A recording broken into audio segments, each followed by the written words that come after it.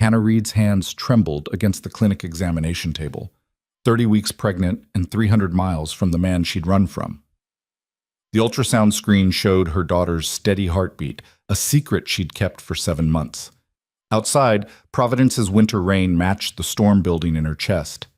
She'd disappeared without a trace, changed her name, buried every connection to her old life. But as the doctor stepped out and Hannah reached for her coat, one terrible truth crystallized. You don't escape a man like Dante Marlowe by running. You escape by never being found. And today, her luck had just run out. If you're watching this story unfold, hit that like button right now and drop a comment telling me what city you're tuning in from. I want to see just how far Hannah and Dante's story travels across the world. Now, let's dive in. The fluorescent lights in the Providence Women's Health Clinic buzzed with the kind of persistent hum that made Hannah's skull ache. She lay on the examination table, paper crinkling beneath her as Dr. Patel moved the ultrasound wand across her swollen belly with practiced efficiency. The gel was cold, clinical, and Hannah focused on that sensation rather than the flutter of movement inside her. The constant reminder of what she was carrying and who had put it there. "Everything looks good, Hannah," Dr. Patel said, her voice warm with the kind of reassurance that came from delivering good news hundreds of times. "Baby's measuring right on track for 30 weeks. Heart rate is perfect. You're doing great." Hannah nodded, forcing a smile that felt like cracked porcelain across her face. That's good." But her pulse hammered against her throat, and it had nothing to do with medical anxiety. The fear that lived in her bones now wasn't about abnormalities or complications. It was about the moment when this pregnancy became visible to the world, when hiding became impossible, when he might find her. Dr. Patel printed out ultrasound images, the machine whirring softly. "You're still planning on staying in Providence for the delivery?" "Yes." The lie came smoothly now, after months of practice. "I have family here." She had no one. That was the point. 7 months ago, Hannah Reed had been Hannah Chen, a night shift nurse at Mount Sinai Hospital in Manhattan, living in a cramped studio in Washington Heights, existing in the comfortable anonymity of a city where 8 million people meant you could disappear into the crowd every single day. Her life had been small, predictable, safe. 12-hour shifts in the emergency department, Chinese takeout containers piling up in her tiny kitchen, true crime podcasts on her commute, and exactly 0 romantic complications. Then Dante Marlowe had walked through those automatic doors at 2:47 in the morning on a Tuesday in March, and every single thing had changed. Hannah accepted the ultrasound photos with hands that didn't quite shake, tucked them into her purse next to her ID, the Rhode Island driver's license that said Hannah Reed in clean block letters, the social security card she'd paid $3,000 for in a cash transaction in a diner bathroom in Newark, the life she'd constructed from lies and terror and the desperate animal instinct to protect what was growing inside her. "See you in 2 weeks," Dr. Patel said brightly. "And Hannah, try to relax. Stress isn't good for the baby." Hannah wanted to laugh. Relaxation wasn't an option when you'd run from a man who controlled half of Manhattan's underworld, when you'd vanished in the middle of the night with nothing but a duffel bag and the clothes you were wearing, when you woke up every morning wondering if today would be the day he found you. She thanked the doctor, heaved herself off the examination table. 30 weeks meant her center of gravity had shifted into some alternate dimension, and made her way to the clinic bathroom to clean the ultrasound gel off her skin. The mirror showed a woman she barely recognized anymore. Her hair, once long and dark, was now cut in a short, practical bob and lightened to an unremarkable brown. She'd gained weight beyond the pregnancy, deliberately changing her silhouette. Contact lenses instead of glasses. Cheaper clothes, no makeup, nothing that drew attention. Hannah Chen had been invisible by circumstance. Hannah Reed was invisible by design. She washed her hands, watching water circle the drain, and let herself remember what she'd been trying to forget for 7 months. Then, March, Manhattan. The gunshot victim had arrived just before 3 a.m., accompanied by 2 men in expensive suits that looked wrong against the emergency department's harsh lighting. Hannah had been triaging a drunk with a head laceration when the commotion started. Security called, nurses converging, the organized chaos that always accompanied trauma. GSW to the left shoulder, the paramedic had reported, transferring the patient to the trauma bay. Vitals stable. Patient refused pain medication in the ambulance. No loss of consciousness. Hannah had glanced over. Protocol said she shouldn't get involved. She wasn't assigned to trauma. But something made her look. And keep looking. The patient was conscious, sitting upright despite the blood soaking through his white dress shirt, and he was calm. Not shock calm or adrenaline calm, but genuinely, terrifyingly composed. Dark hair, sharp features, expensive watch still on his wrist, and eyes that tracked every person in the room with the precision of someone categorizing threats and exits. "I need someone competent," he'd said, his voice cutting through the noise with quiet authority. Not loud, not aggressive, just absolute. "Not an intern." Dr. Rodriguez, the attending, had bristled. "Sir, everyone here is qualified. I want her." Those eyes had found Hannah across the department, locked on, and everything in her body had gone still. The nurse at Station 3, Hannah's supervisor, Linda, had frowned. "Hannah's not assigned to trauma tonight." "Then reassign her." It wasn't a request. They had. Because something about this patient, his stillness, his two silent companions who stood like statues by the door, the way even Dr. Rodriguez seemed nervous, suggested that arguing was a bad idea. So Hannah found herself gowning up, stepping into the trauma bay, meeting those dark eyes again as she approached with IV supplies. "I'm Hannah. I'll be assisting tonight." Dante. He'd offered it like a gift. "Pleased to meet you, Hannah." He hadn't flinched when she'd started the IV line, hadn't reacted when Dr. Rodriguez began probing the wound, a through-and-through, clean, probably a smaller caliber, and hadn't looked away from Hannah's face the entire time. "You're very steady," he'd observed while Rodriguez irrigated the wound channel. "Most people get nervous around blood." "I'm an ER nurse. Blood is kind of the job description." "Still, there's steady, and then there's you." A slight smile. "Cool under pressure. That's rare." Hannah had focused on documenting vitals, uncomfortable with the attention. Gunshot victims weren't unusual in this neighborhood, but most of them were either hysterical with pain or too high to care. This man was neither. He was watching her like she was the most interesting thing in the room, even with a bullet hole in his shoulder. "How did this happen?" Rodriguez had asked, the question protocol required. "Hunting accident," Dante had replied smoothly. "Upstate. My friend's terrible aim." No one believed him. The police would be called, mandatory for GSWs, and he'd tell them the same story, and they'd file a report that went nowhere because men like this, men with that kind of stillness and those kinds of companions, existed in spaces where normal rules bent. Hannah had finished her documentation, checked the wound dressing, and tried to step back. "You're all set. The doctor will want to keep you for observation. Have dinner with me." She'd blinked. "What?" "When your shift ends. Breakfast technically given the hour, but dinner sounds more romantic." That smile again, slight and devastating. "You can say no." "I'm saying no." "Fair enough." He'd accepted it with grace, no pressure, no persistence. "Thank you for your excellent care, Hannah." She'd left the trauma bay thinking that was the end of it. Random encounter, strange patient, forgotten by next week. But when her shift ended at 7 a.m. and she'd walked out into weak March sunlight, there'd been a car waiting. Black sedan, driver standing by the rear door, and Dante emerging from the back seat in a fresh suit, his left arm in a sling, looking impossibly awake for someone who'd been shot 4 hours ago. "I know you said no," he'd called across the parking lot, "but I'm hoping you might reconsider. There's a French place 3 blocks from here that does excellent crepes, just breakfast. 1 hour.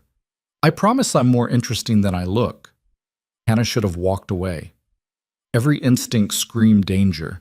The expensive car, the driver, the gunshot wound he wore like an accessory, everything about him that suggested complications she didn't need. But she was exhausted from a 12-hour shift, and he was beautiful in the morning light, and there was something about the way he looked at her, like she mattered, like she was more than just another nurse in scrubs, that made her hesitate. 1 hour, she'd heard herself say, and you're paying. Naturally. That first breakfast had led to a second dinner, then a third. Then Dante showing up at her apartment with Thai food and an apology for being late. Business ran long, and staying to watch a movie that neither of them paid attention to because talking to him was like nothing Hannah had ever experienced. He was attentive, interested, asking questions about her life, her childhood in Seattle, her nursing school experience, her thoughts on everything from architecture to literature. He made her laugh with dry observations about New York's absurdities. He listened like every word she said was valuable, and he was careful, respectful. When he'd finally kissed her 3 weeks in, it had been after asking permission, soft and deliberate and patient when she'd pulled back, startled by how much she wanted it. Too fast? He'd murmured. No, just unexpected. Good unexpected? Very good unexpected. They'd fallen into something that felt real. Dante would disappear sometimes. Business trips, he'd said, import-export, never quite explaining the details. But when he was present, he was completely present. He remembered everything Hannah told him. He brought her favorite coffee without asking.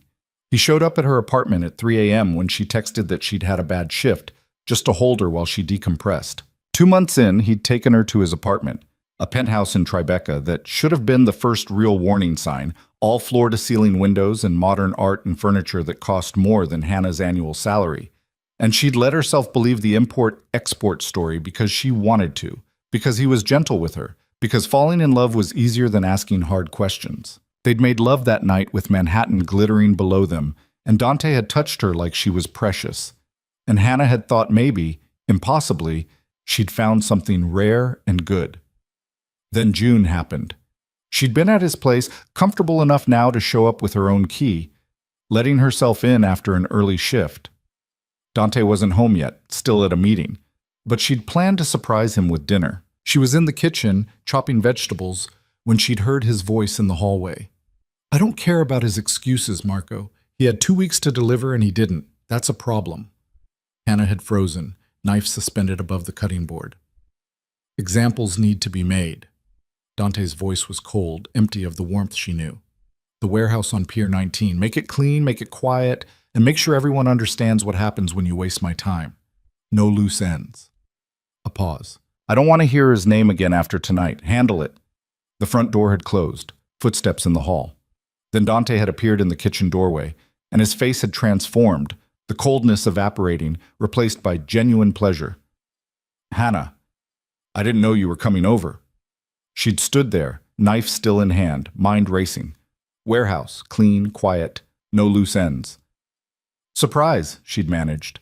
He'd crossed to her, kissed her forehead, seemed to notice nothing wrong. This is perfect. I've been thinking about you all day.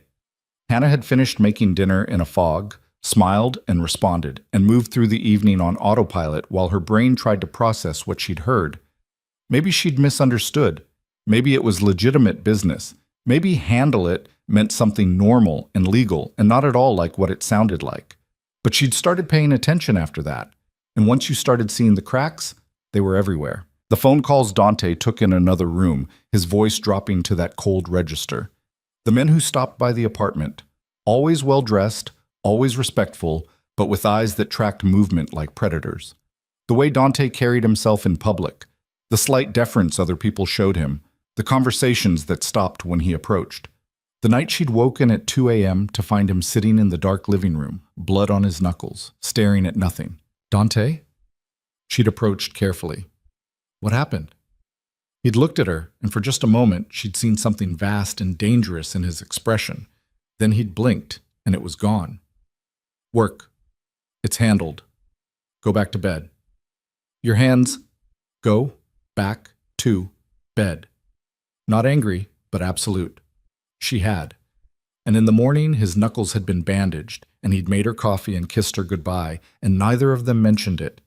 Hannah had told herself she was being paranoid, jumping to conclusions, watching too many crime dramas. Then she'd missed her period.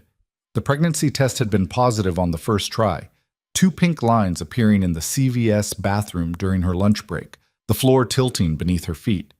She'd taken 3 more tests, different brands, all positive, and sat on the bathroom floor trying to breathe through the panic, pregnant, with Dante's child, a man she'd been with for 4 months, a man she loved, a man who might, possibly, probably, be exactly the kind of dangerous she'd been trying not to see. She'd planned to tell him that evening, had rehearsed the words. But when she'd arrived at his apartment, he'd been on the phone again, and this time she'd heard enough to kill any remaining doubt. The DA is asking questions about the shipment. We have someone in her office, but she's persistent. I know. If it becomes a real problem, we'll handle it the usual way. No, I don't want anyone touched unless absolutely necessary. Too much attention. Just make sure our people in the precinct know to lose the paperwork. Hannah had backed out of the apartment silently, taking her key off the ring and leaving it on the hallway console table. She'd gone home to her studio and packed a bag with hands that shook so hard she could barely zip it closed. Dante Marlowe wasn't in import-export. He was in crime. Real, organized, dangerous crime. The kind where people disappeared and paperwork got lost, and DAs asking questions became problems to be handled. And she was carrying his baby. She'd left that night, took the cash she'd been saving, about $4,000, and bought a bus ticket to Philadelphia with a credit card she'd cancel immediately after. In Philadelphia, she'd paid for the fake ID, the new Social Security card, the documents that would let Hannah Reed exist. She'd taken another bus to Providence, found a room in a boarding house that didn't ask questions, and paid 3 months' rent up front in cash. Then she'd disappeared, deactivated all social media, changed her phone number, abandoned every connection to her old life, started working at a small urgent care clinic under the table while her new credentials were verified, a process that involved more cash and fewer questions. By the time she was 12 weeks pregnant, Hannah Chen no longer existed anywhere that mattered. She'd convinced herself Dante would move on, that she'd been one of many women, easily replaced, that a man with his resources and his power had better things to do than chase down a nurse he'd dated for 4 months. She'd been so sure distance would keep her safe. Now, Providence. Hannah stepped out of the clinic bathroom, purse slung over her shoulder, 30 weeks pregnant and exhausted. The waiting room was half full. Pregnant women in various stages, some with partners, some alone, all of them existing in that strange limbo of anticipation and anxiety that defined the third trimester. She checked out at the front desk, scheduled her next appointment, and pushed through the clinic's front doors into cold November air. Providence's winter had come early this year, all gray skies and biting wind, and Hannah pulled her coat tighter as she navigated the steps down to the parking lot. Her car was parked in the back row, a used Honda Civic she'd bought for $2,000 cash, unremarkable and forgettable. She was fishing for her keys when instinct made her glance toward the clinic entrance, and the world stopped. Dante Marlowe stood in the clinic lobby, visible through the glass doors, dressed in a charcoal suit that probably cost more than her car, looking exactly as she remembered, and somehow more devastating for the 7 months that had passed. His dark hair was shorter, his face harder, but those eyes, sharp and dark and absolutely focused, were scanning the waiting room with systematic precision, looking for someone, looking for her. Hannah's keys slipped from nerveless fingers, clattered against the pavement. Her heart was a drum, a scream, a failing engine in her chest. She couldn't breathe, couldn't move, could only stand there, 30 weeks pregnant with his child, watching him search. This was impossible. She'd been so careful. No digital footprint, no connections, no trail. But he'd found her anyway. As she watched, paralyzed, Dante's gaze swept across the parking lot and stopped, locked onto her through the glass and the distance like a physical impact. For 3 seconds, neither of them moved. Then his eyes dropped, deliberate, inexorable, to her belly, to the obvious, undeniable swell beneath her coat, to the truth she'd been hiding for 7 months. Hannah watched his face change, watched realization hit like a bullet, the same terrible stillness that had fascinated her the night they met, but now tinged with something rawer, shock, fury, devastation, all of it locked behind rigid control. He didn't move toward her, didn't call out, just stood there, one hand pressed against the glass, staring at the evidence of what she'd kept from him. Then, slowly, precisely, he pushed through the clinic doors and stepped outside. Hannah's paralysis shattered. She grabbed her keys, lunged for the car, hands shaking so hard the key scraped against the lock 3 times before she managed to get the door open. She threw herself into the driver's seat, jammed the key into the ignition. "Don't!" His voice, right outside her window, close enough to touch.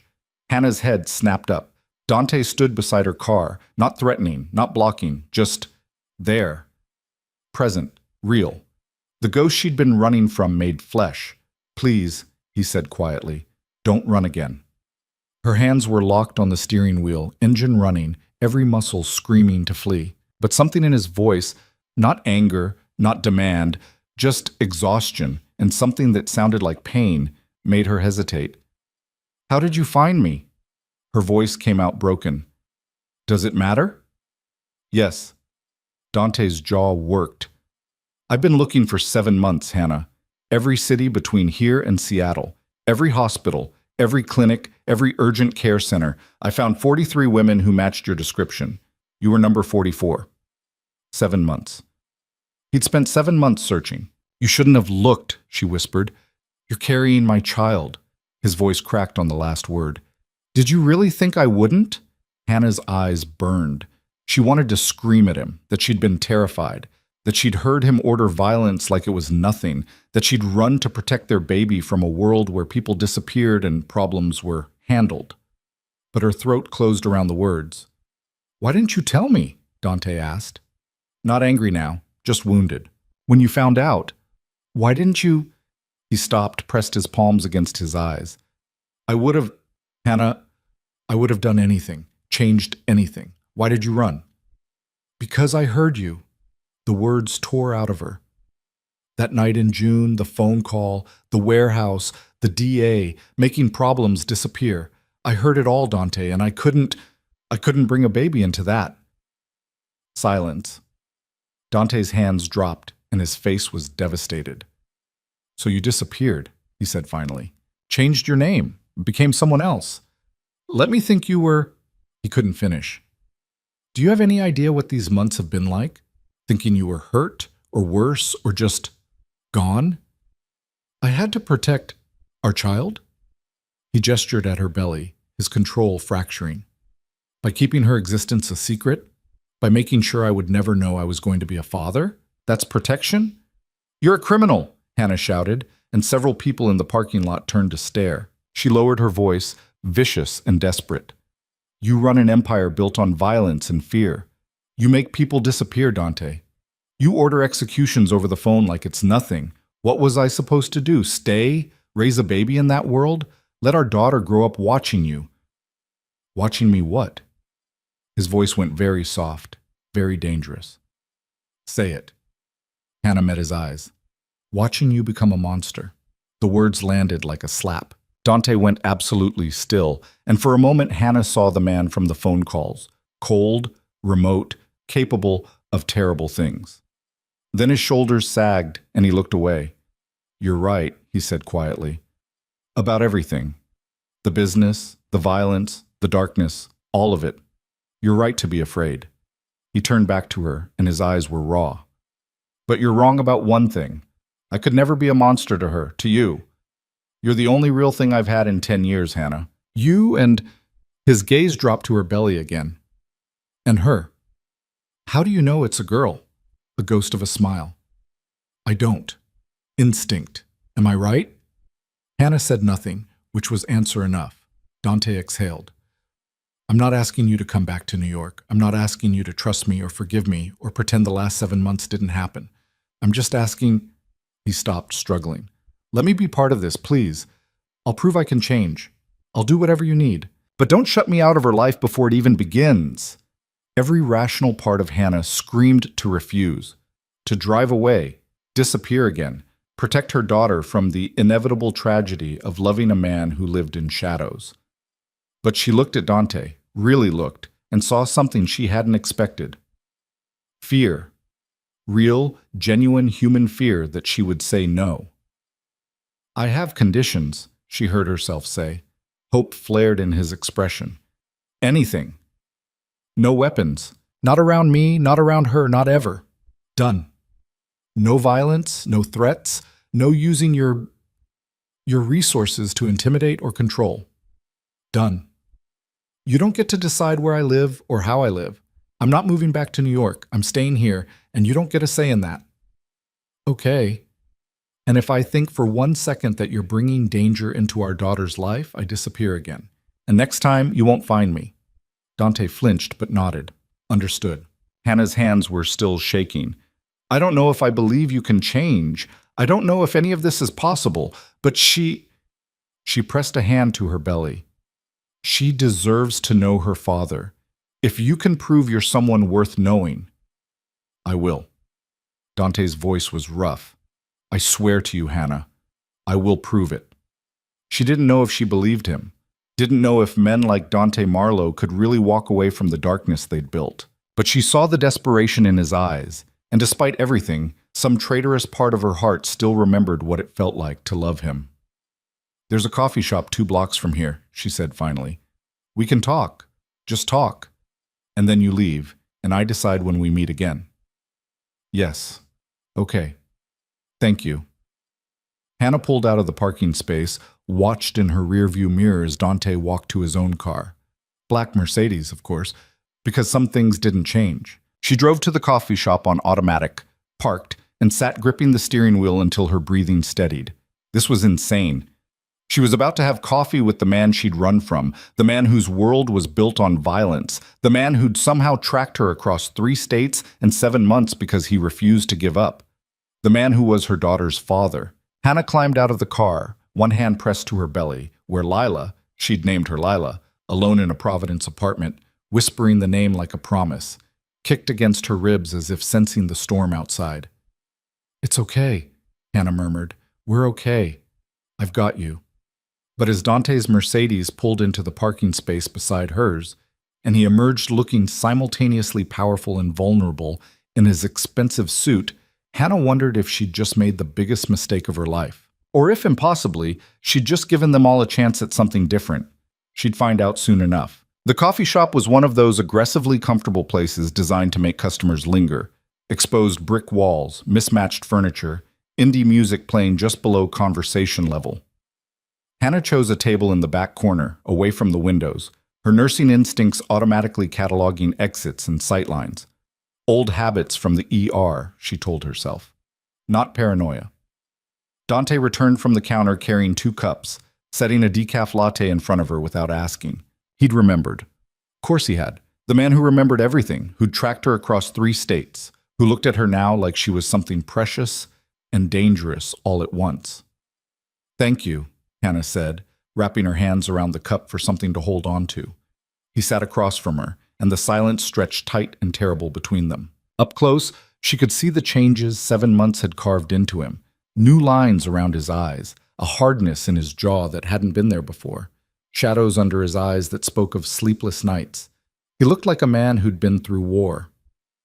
You look tired, she said finally. I haven't slept properly since June.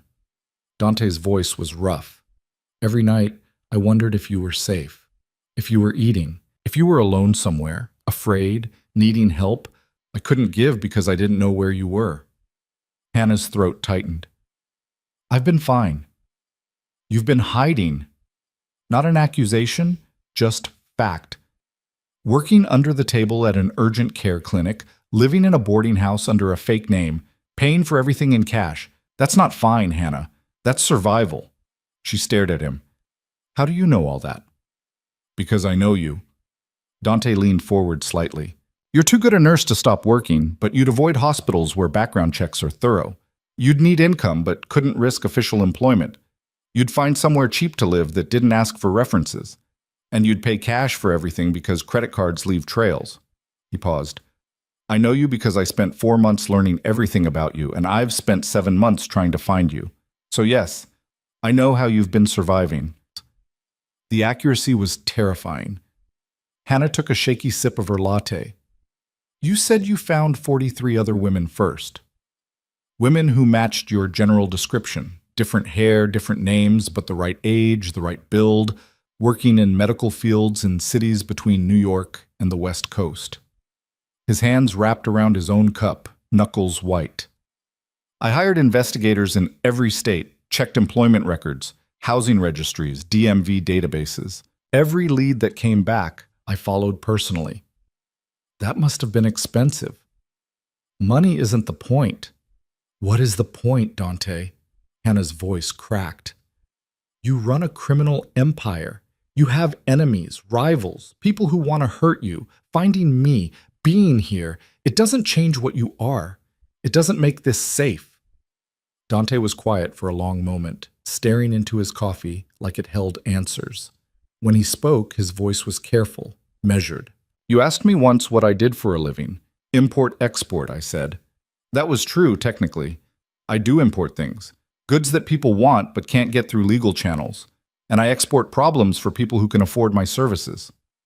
That's not an answer. That's wordplay. You want specifics? He met her eyes, and the coldness she'd heard on the phone flickered in his expression. I run shipping operations through 5 ports. I have interests in 3 casinos, 2 construction companies, and a fleet of trucks that move merchandise across state lines. I employ 200 people directly and another 500 indirectly. Some of what I do is legal. Most of it exists in gray areas, and yes, some of it crosses lines that decent people don't cross. Hannah's heart hammered. The phone call I heard, the warehouse, the DA asking questions, was about a shipment of electronics that came in without proper customs declarations. The DA was sniffing around because someone tipped her off, and I needed that problem contained. Dante's jaw tightened. I didn't kill anyone, Hannah. I made phone calls, applied pressure in the right places, and made sure certain paperwork disappeared. That's how my world works. Leverage, pressure, control. And the man you told Marco to handle? Make it clean? Make it quiet? Dante flinched. He stole from me. $50,000 worth of merchandise that he sold to a competitor, then lied about it for 2 weeks while I gave him chances to come clean. So yes, I told Marco to handle it. He got beaten badly enough to understand the consequences of betrayal, and he was given 24 hours to leave the state. He's alive, Hannah. Probably working construction in Florida now, staying far away from anything connected to me.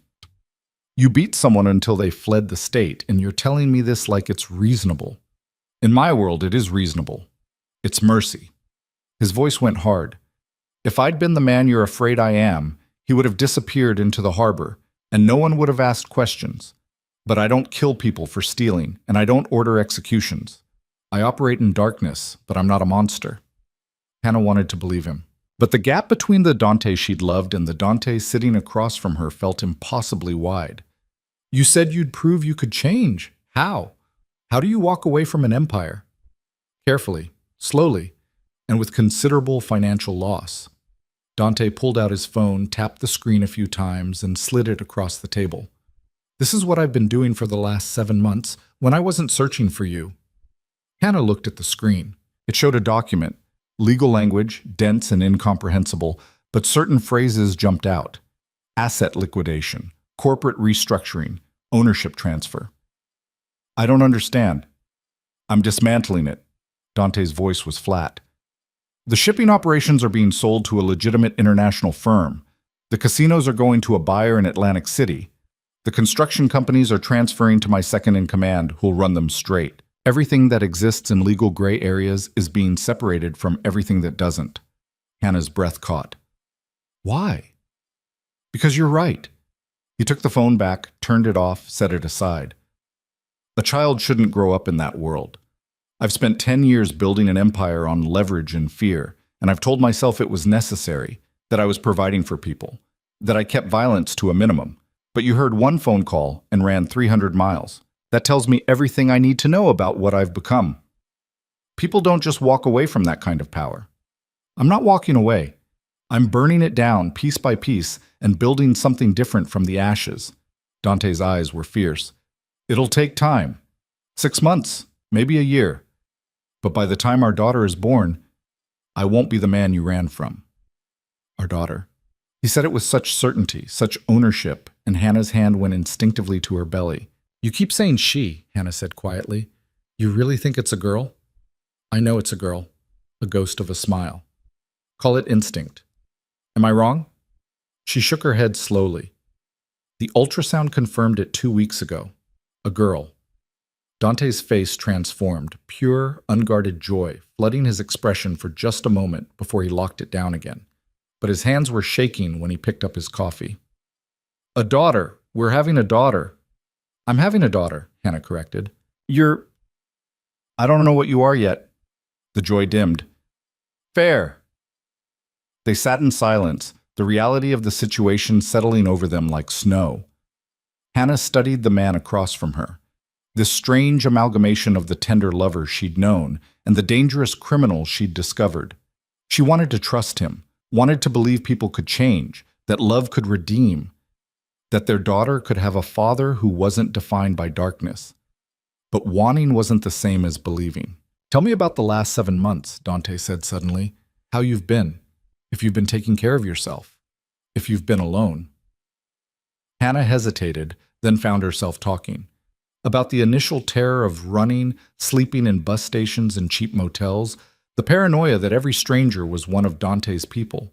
About finding Providence, the boarding house run by Mrs. Chen, no relation, just cosmic irony, who'd rented her a room and asked no questions. About the urgent care clinic where she worked nights, treating sprained ankles and ear infections and everything mundane and safe.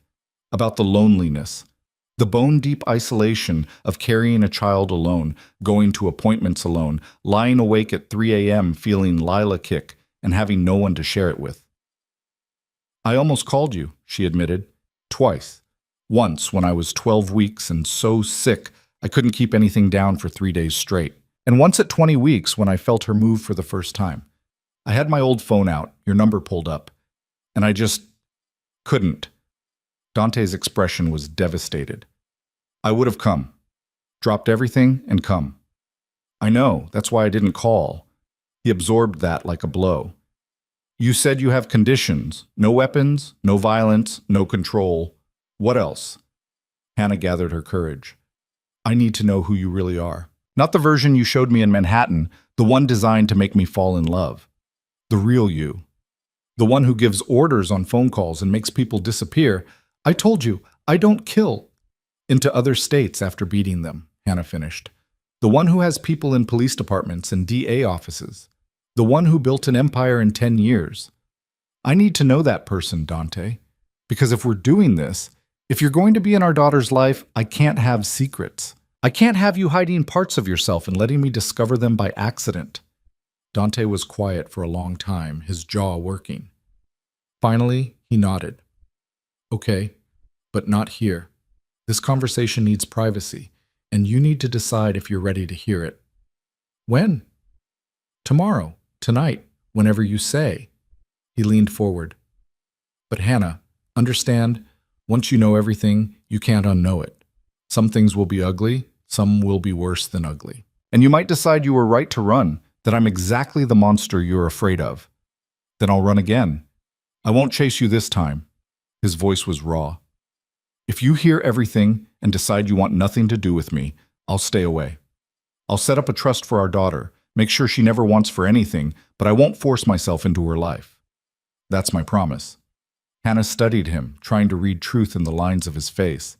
"And if I decide to give this a chance, what then?" "Then I prove every day that I'm someone worth trusting. I show up. I keep my word. I become the kind of father she deserves." Dante's hand moved across the table, stopping just short of touching hers. "And maybe, eventually, I become someone you can forgive." The air between them was electric, charged with all the history and hurt and impossible hope they carried. Hannah looked at his hand, so close, not quite touching, giving her the choice, and felt 7 months of careful control beginning to crack. "I live on Benefit Street," she said quietly. "Third floor of a blue Victorian, tomorrow at 7. Come alone and we'll talk." Relief flooded his face. "I'll be there." "And Dante?" She finally let her hand move, just enough for her fingertips to brush his. "Don't make me regret this." His fingers curled gently around hers, warm and careful. "I won't. I swear." They finished their coffee and careful conversation, surface details, safe topics, dancing around the enormous truth sitting between them. Dante asked about her pregnancy symptoms, listened with fierce attention as she described morning sickness and food aversions, and the strange way her body was becoming something unfamiliar. Hannah asked about New York, if he was still in the Tribeca apartment, if anything had changed. "I sold it," Dante said. "Too many memories. I'm in a hotel now while I figure out what comes next." "You sold a Tribeca penthouse?" "Everything changes, Hannah. Everything." When they finally left the coffee shop, the sun was setting over Providence, painting the sky in shades of gold and amber. Dante walked her to her car, keeping a careful distance, respecting boundaries she hadn't had to voice. "Drive safe," he said. "Text me when you're home. I don't have your number anymore." He pulled out his phone, and hers buzzed a moment later with an incoming text. Just his name, no message. Hannah saved the contact with shaking hands. "Tomorrow," she said. "Tomorrow." She drove back to Benefit Street in a daze, her mind spinning through the impossibility of what had just happened. Dante was here. He'd found her. He knew about Lila, and instead of the confrontation she'd feared, anger, demands, the full weight of his power forcing her back into his world, he'd been careful, respectful. Desperate, yes, but restrained. The man who made people disappear into other states had sat across from her and asked permission to be in his daughter's life. Hannah parked in front of the blue Victorian, climbed the stairs to her third-floor apartment, and locked the door behind her with hands that wouldn't stop trembling. The apartment was small, studio with a bathroom, kitchenette in one corner, secondhand furniture, and a bassinet she'd bought at a thrift store. But it was hers. Safe. Anonymous. Except it wasn't anonymous anymore. She collapsed onto the bed, one hand on her belly where Lila was doing acrobatics. "What have I done?" she whispered to her daughter. "What have we gotten ourselves into?" But even as fear whispered all the reasons this was a mistake, another part of her, small and desperate and hopeful, remembered what it felt like to love Dante Marlowe, to be loved by him, to believe for 4 perfect months that she'd found something rare and real. Maybe people could change. Maybe redemption was possible. Maybe their daughter could have both parents, a family instead of fragments. Or maybe Hannah had just invited the wolf back into her life, and tomorrow she'd discover exactly how sharp his teeth were. Her phone buzzed, a text from Dante. "Thank you for today, for giving me a chance. Sleep well." Hannah stared at the message, then typed back, "Don't make me regret it." His response came immediately, "I won't." 3 days later, Hannah learned just how complicated "I won't" could become. She woke Tuesday morning to pounding on her apartment door, hard, insistent, official. Through the peephole, she saw 2 Providence police detectives, badges visible, faces grim. Her heart stopped. They'd found her. Found the fake ID, the forged documents, everything she'd built to disappear. She was going to jail, and Lila was going to be born in a prison hospital. And, "Miss Reed," one of the detectives called, "we need to ask you some questions about Dante Marlowe." Not about her. About Dante. Hannah opened the door on shaking legs. "What about him?" The detective, middle-aged, tired eyes, too many years on the job, pulled out a notebook. "We understand you've been in contact with Mr. Marlowe recently. Can you confirm that?" Yes, we had coffee on Saturday. Why?" "What's the nature of your relationship?" Hannah's mind raced. "We dated briefly in New York, reconnected recently. What's this about?" The second detective, younger and harder, stepped forward. "Mr. Marlowe is a person of interest in an ongoing investigation. We need to know everything about your interactions with him. When you met, what you discussed, if he's contacted you since Saturday." Person of interest. Not suspect, not arrest warrant, but close enough to make Hannah's blood run cold. "What investigation?" "I'm not at liberty to discuss that, but Ms. Reed, if Mr. Marlowe has threatened you or made you feel unsafe in any way, we can help." "He hasn't threatened me." "Are you sure?" "Because his associates have a history of intimidation. If he's pressuring you to stay silent, he's not." Hannah forced her voice steady. "We had coffee, we talked, that's all." The detectives exchanged glances. The older one sighed. "Miss Reed, Dante Marlowe isn't who you think he is. He's connected to organized crime in New York. Racketeering, extortion, illegal gambling, the man is dangerous." "I appreciate your concern." Hannah kept her hand on the door, ready to close it. "But unless you're charging me with something, I think we're done here. We're trying to protect you." "I don't need protection." It was a lie, and they probably knew it, but after another tense moment, the detectives left, though not before handing her a card and telling her to call if Dante contacted her again. Hannah closed the door, locked it, and slid down to sit on the floor, heart hammering. This was what Dante's world looked like from the outside. Police investigations, questions about associates, warnings about danger. This was the reality she'd have to navigate if she let him back into her life. Her phone rang. Dante's name on the screen. "Were you just visited by Providence PD?" he asked without preamble. "How did you—" "Yes. They wanted to know about our relationship." "What did you tell them?" "That we had coffee. Nothing else." Hannah's voice shook. "Dante, they said you're under investigation for racketeering and extortion." "I am. Or I was. The investigation's been ongoing for 18 months, but they don't have anything concrete. It'll fold in another few weeks when their key witness recants." He paused.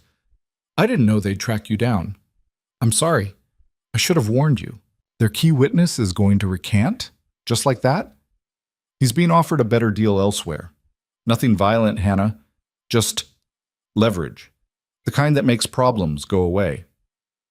This was it. The moment where Hannah had to decide if the man promising to change was actually changing or just rearranging the same darkness into prettier shapes. "I thought you were dismantling your empire," she said quietly. "I am. But I can't do it overnight, and I can't do it from a federal prison. So, yes, I'm using the resources I still have to make sure that investigation dies. Then I can focus on burning everything else down." His voice hardened. "I won't apologize for protecting myself, Hannah. Not when the alternative is being locked away when our daughter is born." He had a point, a cold, calculated, morally gray point, but a point nonetheless. "The detective said I should call them if you contact me again." "Will you?" Hannah closed her eyes. "No." She heard him exhale. "Thank you." "Don't thank me. I'm not doing this for you. I'm doing it because—" She trailed off, unsure how to finish. "Because you want to believe I can be better," Dante finished softly. "I know. And I will be, Hannah. I promise." After he hung up, Hannah sat on her apartment floor for a long time, one hand on her belly, trying to convince herself she'd made the right choice. Lila kicked, hard, insistent, and Hannah whispered, "I know, baby. I know. This is terrifying, but maybe it'll be okay."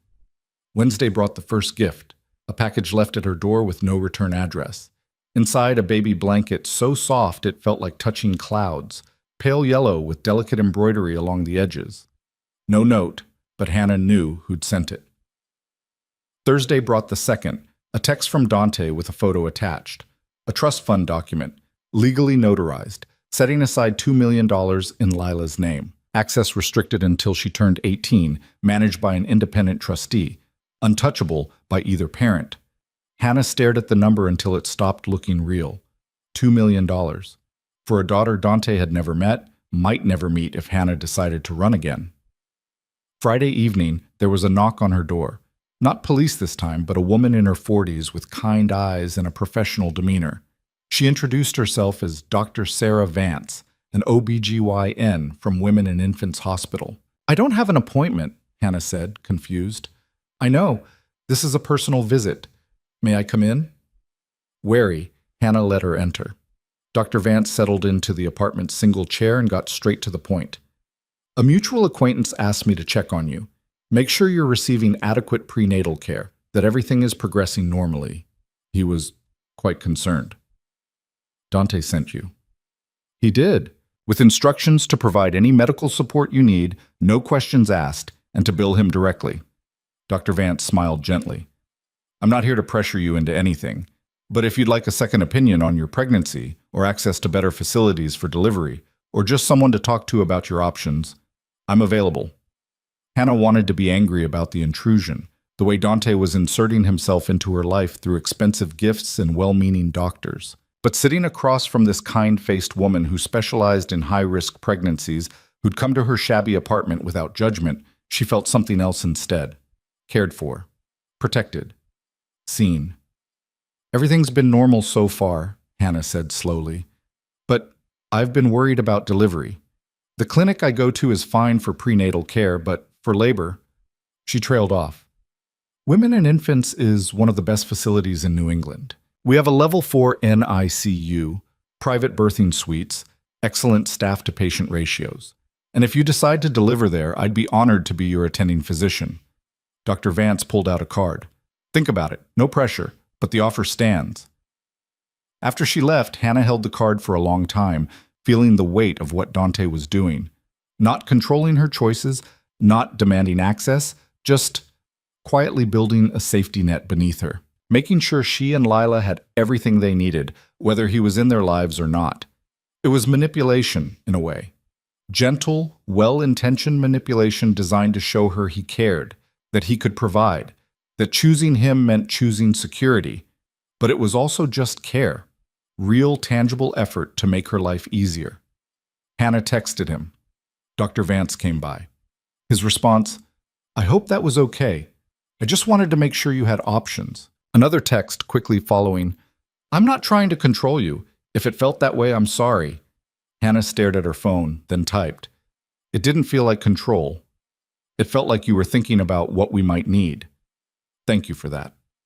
Saturday evening, exactly 1 week after the coffee shop, Dante knocked on her door at 7 p.m. sharp. Hannah had spent all day cleaning the tiny apartment, changing clothes 3 times, trying to calm the anxiety that made her hands shake every time she thought about the conversation they were about to have. She opened the door. Dante stood in the hallway dressed more casually than she'd ever seen him, dark jeans, sweater, leather jacket, and holding a bag of Chinese takeout. "I remembered you liked the dumplings from Golden Dragon," he said. "Thought we could eat while we talk." Hannah stepped aside to let him in, watched him take in her small space with careful eyes. He didn't comment on the size or the shabbiness, just set the food on her tiny table and started unpacking containers with familiar efficiency. They ate in careful silence at first, the intimacy of sharing a meal breaking down some of the tension. Then Dante set down his chopsticks and met her eyes. "You wanted to know who I really am," he said. "So ask. Whatever you want. I'll answer honestly." Hannah took a breath. "How did you get into this life?" "I was 22, working construction in Brooklyn, barely making rent. My crew was doing renovations on a restaurant that turned out to be a front for a gambling operation. The owner, Vincent Castellano, saw something in me, offered me a job running security." Dante's voice was flat, factual. "I was good at it, good at reading people, anticipating problems, staying calm under pressure. Within 2 years, I was managing 3 of his operations. Within 5, I'd learned enough to start my own." "And Vincent just let you go?" "Vincent died of a heart attack. His sons couldn't hold the empire together. Too much infighting, too little discipline. I took advantage of the chaos, made deals with the right people, and built something more efficient, less visible." He looked at her. "I've never killed anyone, Hannah, but I've hurt people, ordered people hurt, used fear and leverage to get what I wanted. I'm not going to pretend I'm innocent." "The investigation, racketeering and extortion, is it true?" "Racketeering, yes. I controlled multiple businesses that operated outside legal boundaries." "Extortion?" He hesitated. "Depends on your definition. I never threatened violence for money, but I did use information and pressure to make people comply with my wishes. If that's extortion, then yes, guilty."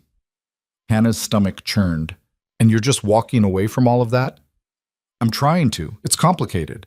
I have people who depend on me for income, operations that can't just shut down overnight without causing chaos. But I'm transferring ownership, selling assets, severing ties. By next summer, Dante Marlowe won't exist in any criminal database." He leaned forward.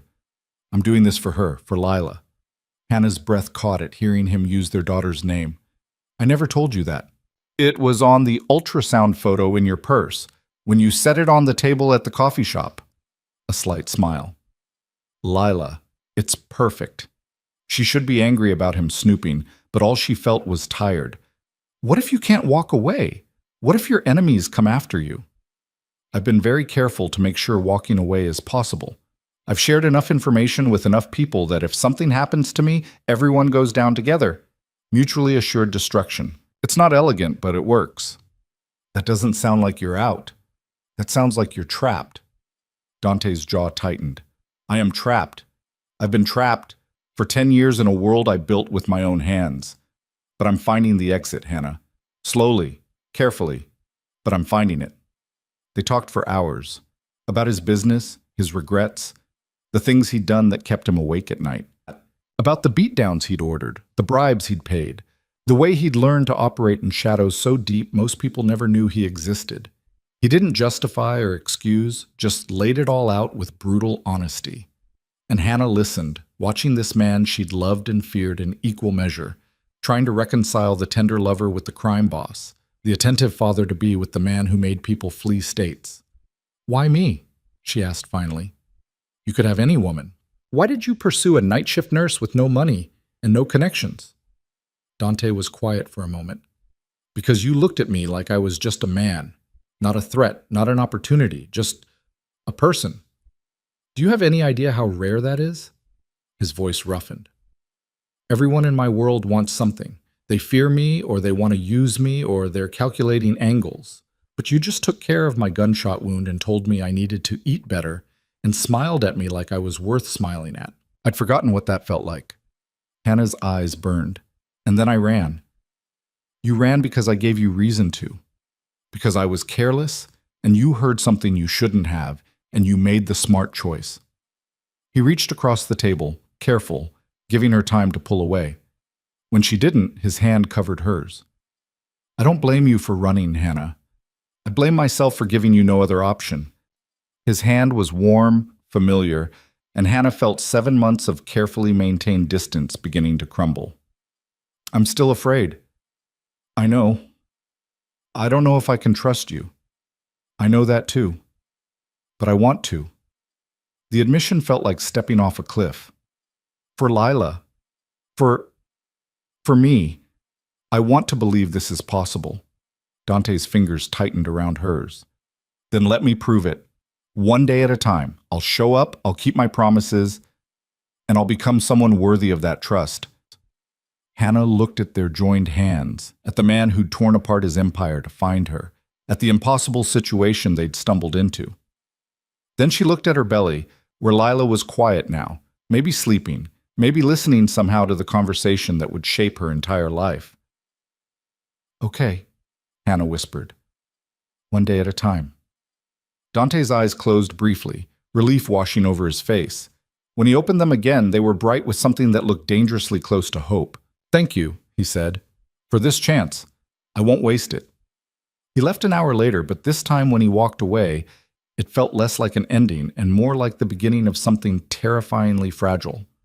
Hannah locked the door behind him and leaned against it, one hand on her belly, wondering if she'd just made the best decision of her life or the worst. Only time would tell. And time, she was learning, had a way of revealing exactly who people really were beneath all the promises. The days that followed developed a rhythm that felt almost normal. If normal could include daily texts from a former crime boss and weekly ultrasound photos sent to a man systematically dismantling his criminal empire. Dante kept his distance physically. No unexpected visits, no pressure. But his presence was constant in small, careful ways. A text each morning asking how she slept. Photos of baby furniture with questions about what she liked. Links to parenting articles he'd been reading, accompanied by his observations that made Hannah laugh despite herself. "He's going to be insufferable about research," she texted Mrs. Chen one afternoon, showing her landlady a message where Dante had sent a 1,500-word analysis of car seat safety ratings. Mrs. Chen, who'd figured out the situation with the quiet wisdom of someone who'd seen everything twice, just smiled. A man who cares that much about car seats is a man who'll show up. That matters more than you think. By the 3rd week of November, Hannah had almost convinced herself this could work, that Dante could become someone different, that their makeshift family could take shape around the edges of his transformation. She'd agreed to let him come to her next ultrasound appointment, and the cautious hope in his voice when she'd extended the invitation had made her chest ache. Then Tuesday happened, and hope became complicated all over again. Hannah was leaving the urgent care clinic after her shift, exhausted from 6 hours on her feet and ready for nothing but her bed, when she noticed the car. Black SUV, tinted windows, idling across the street with the engine running. Her nursing instincts said, "Wait, pay attention, something's wrong." And she stopped on the clinic steps, hand instinctively going to her belly. The SUV's passenger door opened and a woman emerged. Tall, athletic build, dark hair pulled back in a severe ponytail, moving with the controlled grace of someone trained in violence. She crossed the street directly toward Hannah, and every alarm bell in Hannah's body started screaming. "Ms. Reed." The woman's voice was professionally neutral. "My name is Celine Vale. I work for Dante Marlowe. He asked me to introduce myself." Hannah's heart hammered. "I don't need protection." "I know. That's what he said you'd say." Celine stopped a respectful distance away, hands visible, posture non-threatening despite everything about her that suggested she could break Hannah in half without effort. "But he'd like you to have it anyway. I'll be discreet." "You're a bodyguard." "Executive security specialist, but yes, essentially." Celine's expression softened slightly. "Look, I understand this is uncomfortable, but Mr. Marlowe has enemies. And now that you're back in his life, those enemies might see you as leverage. I'm here to make sure that doesn't happen." The clinic parking lot suddenly felt exposed, vulnerable. Hannah glanced around, seeing shadows in every corner. "Has something happened? Some specific threat?" "Not yet, but prevention is always better than response." Celine pulled out a card, offered it. "I'll keep my distance unless you need me. You won't even know I'm there most of the time. But if anything feels wrong, if anyone approaches you who makes you uncomfortable, you call that number immediately." Hannah took the card with numb fingers. "Does Dante know you're here right now?" "He knows I'm introducing myself. The when and how were left to my discretion." A pause. "He's trying very hard not to overstep, Ms. Reed, but he's also terrified something will happen to you or the baby. This is his compromise." After Celine left, melting back into the SUV like she'd never been there, Hannah sat in her car for 20 minutes, gripping the steering wheel and trying to process. Protection meant danger. Bodyguards meant threats. This wasn't the normal pregnancy experience she'd been desperately trying to build in Providence. This was confirmation that Dante's world had followed her here, that safety was an illusion, that their daughter would be born into shadows whether Hannah wanted it or not. She called him from the parking lot, not bothering with preamble when he answered. "You assigned me a bodyguard?" "Hannah." "Without asking, without discussing it. You just decided I needed protection and sent someone." Dante's voice was careful, measured. "Yes, I did. Because 3 days ago, someone started asking questions about you in Manhattan. Someone connected to a man I had business disputes with 2 years ago. And I will not risk anything happening to you or Lila because I was too cautious about respecting your boundaries." The fear in his voice, raw and undisguised, took the edge off her anger. "What kind of questions?" "Where you disappeared to, if you were connected to me, if you had family elsewhere." He exhaled shakily.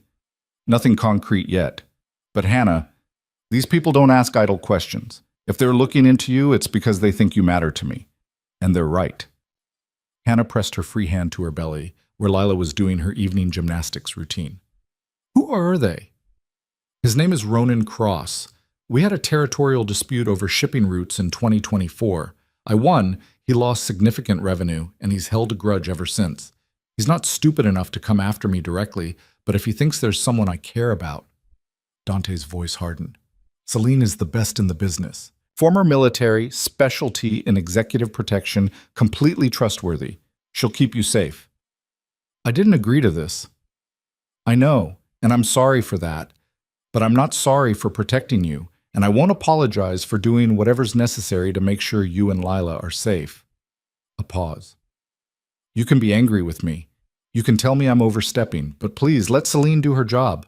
Hannah wanted to argue, wanted to insist she could take care of herself, that this was exactly the kind of control she'd been afraid of, that hiring bodyguards without permission was proof Dante would always default to making decisions for her. But she remembered the clinic parking lot, how exposed she'd felt, how vulnerable.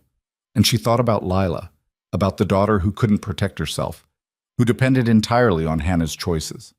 "Fine," she said quietly. "But Dante, next time you make a decision that affects my safety, you tell me first, not after. This isn't negotiable." "You're right. I should have called you before sending Celine. It won't happen again." "Good." She hung up before he could say anything else, sat in her car watching the black SUV 2 rows away, and tried not to think about what it meant that her daughter's father had enemies who asked dangerous questions. The ultrasound appointment came that Friday. Hannah arrived at Women and Infants Hospital. She'd decided to transfer her care to Dr. Vance, after all, a decision that had nothing to do with Dante's recommendation and everything to do with the facility's excellent reputation, to find Dante already in the waiting room. He stood when he saw her, dressed in the casual clothes she was getting used to, his expression a mixture of hope and terror. "Thank you for letting me come," he said quietly. "It's your daughter, too." Hannah checked in at the desk, acutely aware of Dante beside her, of the other pregnant women glancing their way, probably wondering about their story. Young couple expecting their first baby? Complicated relationship navigating co-parenting? They'd have no idea how close to the truth and how far away both guesses were. In the ultrasound room, Hannah changed into a gown while Dante waited outside, then called him back in when she was positioned on the examination table. The tech, a cheerful woman named Patricia, started the scan, and the screen flickered to life with familiar black and white shapes. Hannah had seen this view a dozen times now, knew how to read the ghostly images of her daughter. But watching Dante see it for the first time was something else entirely. He stood frozen beside the examination table, staring at the screen like it held the secrets of the universe. And when Patricia pointed out Lila's heartbeat, that rapid, steady flutter, his hand reached out to grip the edge of the table for support. "That's her," he whispered. "That's our daughter." "Sure is, and she's looking great." Patricia moved the wand, capturing measurements. "Good size, strong heartbeat, plenty of movement. You're at 32 weeks now?" 32 in 3 days, Hannah confirmed. "Everything's progressing beautifully. Do you want to know the position?" "Is she breech?" Hannah asked, familiar enough now with pregnancy terminology to know why position mattered. "No, she's head down. Perfect position for delivery." Patricia smiled. "You've got a cooperative baby." Dante hadn't looked away from the screen. His face was transformed, all the hardness gone, replaced by something raw and wondering. When Lila moved on screen, her tiny hand visible for just a moment, he made a sound that might have been a laugh or might have been something closer to a sob. "Can I?" He gestured toward Hannah's belly, asking permission. Hannah nodded, and Dante's hand settled gently on the swell where the ultrasound wand had been. His palm was warm through the thin gown, and Lila kicked, hard, directly against his touch, as if responding to her father's presence. Dante's breath caught. She kicked. She does that a lot, especially at night. Hannah found herself smiling despite the complicated mess of emotions churning in her chest. "I think she's going to be a soccer player. Or a boxer." His thumb traced a gentle circle. "Strong, like her mother." Patricia printed out images, discreetly giving them space, while Dante stood with his hand on Hannah's belly, talking quietly to their daughter through skin and tissue and time. "Hi, Lila. I'm your dad. I know you can't hear me yet, but I wanted you to know I'm here. I'm going to keep you safe, I promise." Hannah's eyes burned. This version of Dante, soft and overwhelmed and speaking promises to an unborn baby, felt impossibly far from the man who made people flee states and had enemies asking dangerous questions. But both versions were real. Both existed simultaneously, and Hannah had to figure out how to navigate the space between them. After the appointment, Dante walked her to her car, still carrying the ultrasound photos like they were made of glass. "Can I keep one of these?" "Take whichever one you want." He chose the image where Lila's profile was clearest, her tiny nose and lips visible in the grainy black and white. "Thank you for letting me be there. It means everything." "She's your daughter. You should get to see her." Dante looked like he wanted to say more, but settled for, "Drive safe. Text me when you're home." It had become their routine, her texting when she arrived safely, him responding immediately, both of them dancing around the larger conversation about what happened next. But as Hannah pulled out of the parking lot, she saw the black SUV fall into position 3 cars back. Celine, doing her job. Protection that felt like a cage, safety that came with strings attached. November became December, and Providence turned cold and sharp. Hannah's pregnancy crossed into the 34th week, then the 35th, her body transforming into something increasingly unwieldy and foreign. Dante visited twice more, always with permission, always respectful of her space, and each visit chipped away at her careful defenses. He brought her favorite foods, assembled the crib she'd been putting off dealing with, sat with her for hours discussing baby names and parenting philosophies and the thousand small details of preparing for a life they'd be responsible for. He never pushed for more than she offered, never mentioned the investigation that had quietly folded exactly as he'd predicted, never asked to stay the night or tried to reclaim the intimacy they'd once had. He just showed up, present and steady, proving through small actions that he could be someone reliable. But the black SUV was always there, Celine's invisible presence a constant reminder that danger lurked somewhere in the shadows. And Hannah couldn't shake the feeling that they were existing in borrowed time, that the fragile peace they'd built was too delicate to last. The call came on December 10th, 2 days before Hannah's 36th week appointment. She was making dinner, pasta, because it was one of the few things that didn't trigger nausea, when her phone rang with Dante's number. "There's been a development," he said without preamble, his voice tight with controlled tension. "Ronan Cross knows where you are." Hannah's wooden spoon clattered into the pot. "What?" "Someone in Providence sold information. I don't know who yet, but Ronan has your address, your workplace, your routine. Celine's bringing you to a safe location right now. Don't pack, don't hesitate, just go with her." "Dante, I can't just—" "Hannah!" His voice cracked. "Please, I need you safe, both of you. Celine will explain everything, but you need to leave now." A knock on the door, sharp, urgent. Celine's voice through the wood. "Miss Reed, we need to go." Hannah's hand shook as she turned off the stove, grabbed her purse, pulled on shoes with fingers that didn't want to cooperate. This was really happening. The danger Dante had warned about, the threats that had seemed abstract and distant, were suddenly concrete and immediate. Celine had a second woman with her, another security specialist, compact and fierce-looking. They flanked Hannah down the stairs, moved her to a different SUV than usual, and had her lying flat in the back seat before she could fully process what was happening. "Where are we going?" Hannah asked as they pulled away from Benefit Street. "Safe house in the Boston suburbs. Mr. Marlowe is meeting us there." Celine's eyes were on the mirrors, scanning constantly. "We're not being followed, but protocol says we take precautions anyway. What does Ronan want?" "Leverage. You're the fastest way to hurt Mr. Marlowe without triggering the mutual destruction agreements he has in place.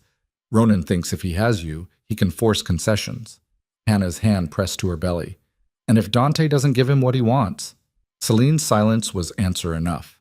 The drive to Boston took 2 hours, taking back roads and doubling back twice to ensure no tail.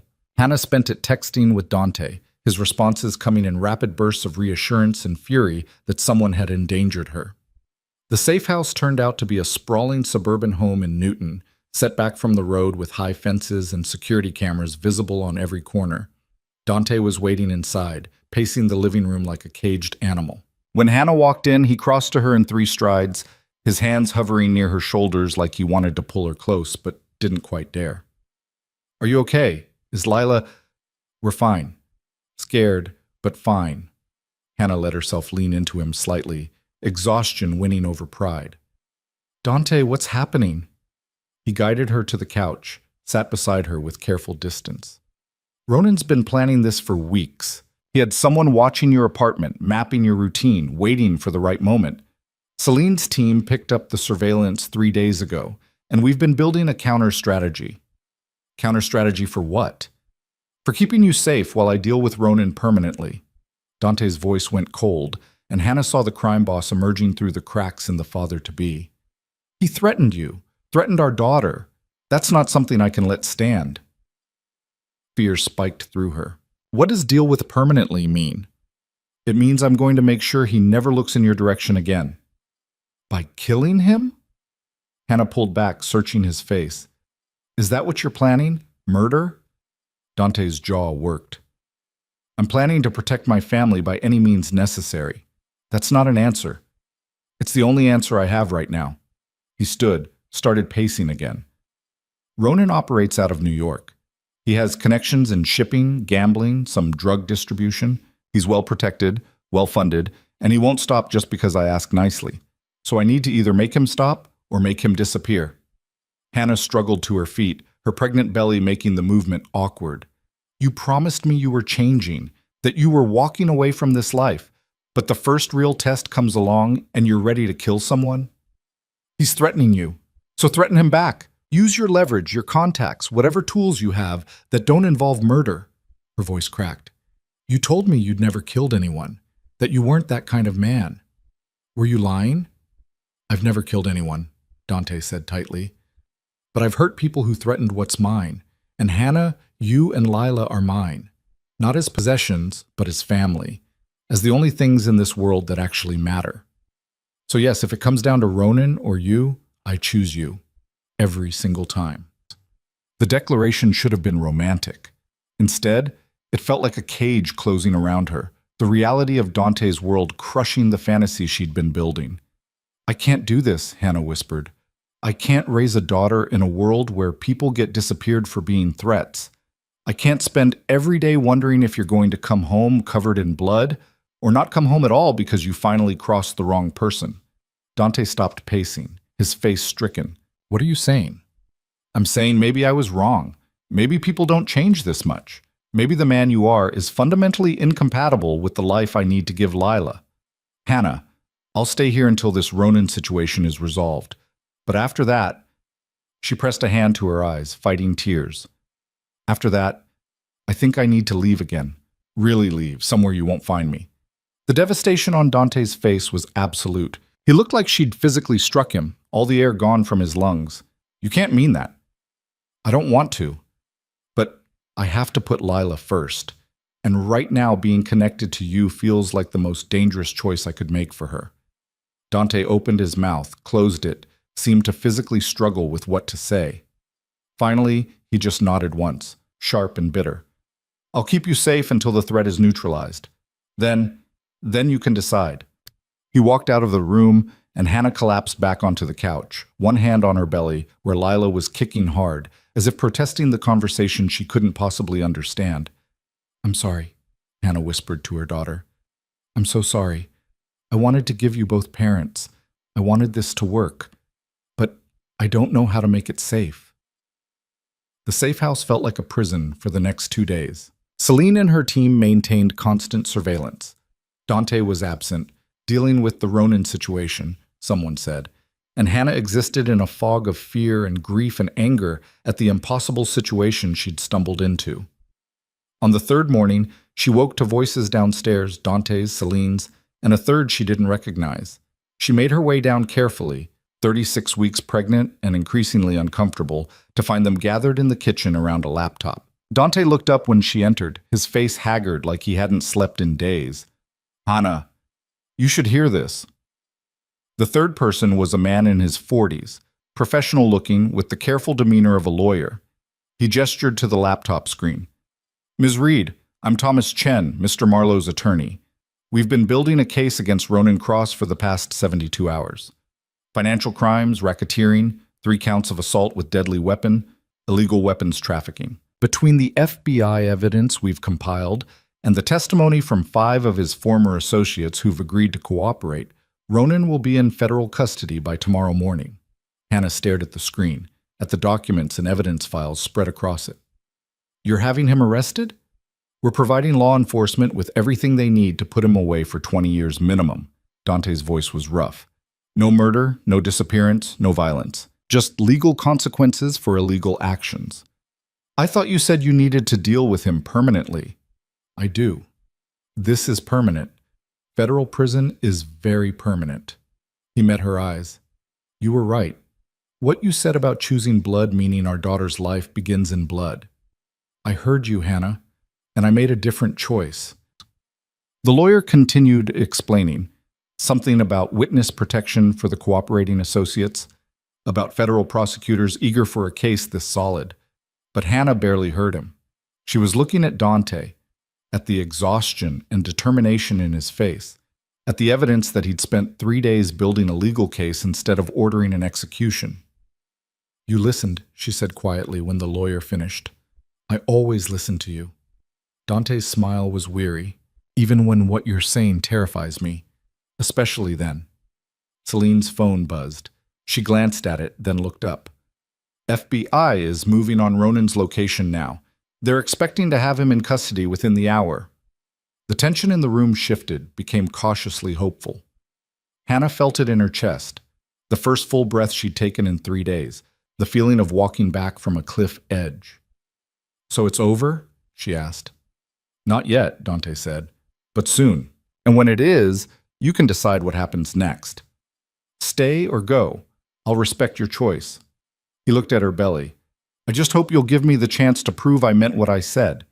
That I can be better. That I am better, when you and Lila are what I'm being better for." Hannah wanted to answer, but her response was cut off by a sudden, sharp pain low in her belly, different from Lila's kicks, deeper and more insistent. She gasped, one hand flying to her stomach. "Hannah?" Dante was beside her instantly. "What's wrong?" "I don't know. It just—" Another pain, stronger this time, radiating from her lower back around to her front. "Oh. Oh no." Celine was already moving, phone to her ear. "We need an ambulance at the Newton location. Pregnant woman, approximately 36 weeks, possible labor." Labor. At 36 weeks, in a safe house in Boston, with her daughter's father watching her with fear and hope and desperate love all tangled in his expression. Lila, it seemed, had decided she was tired of waiting for her parents to figure out their lives.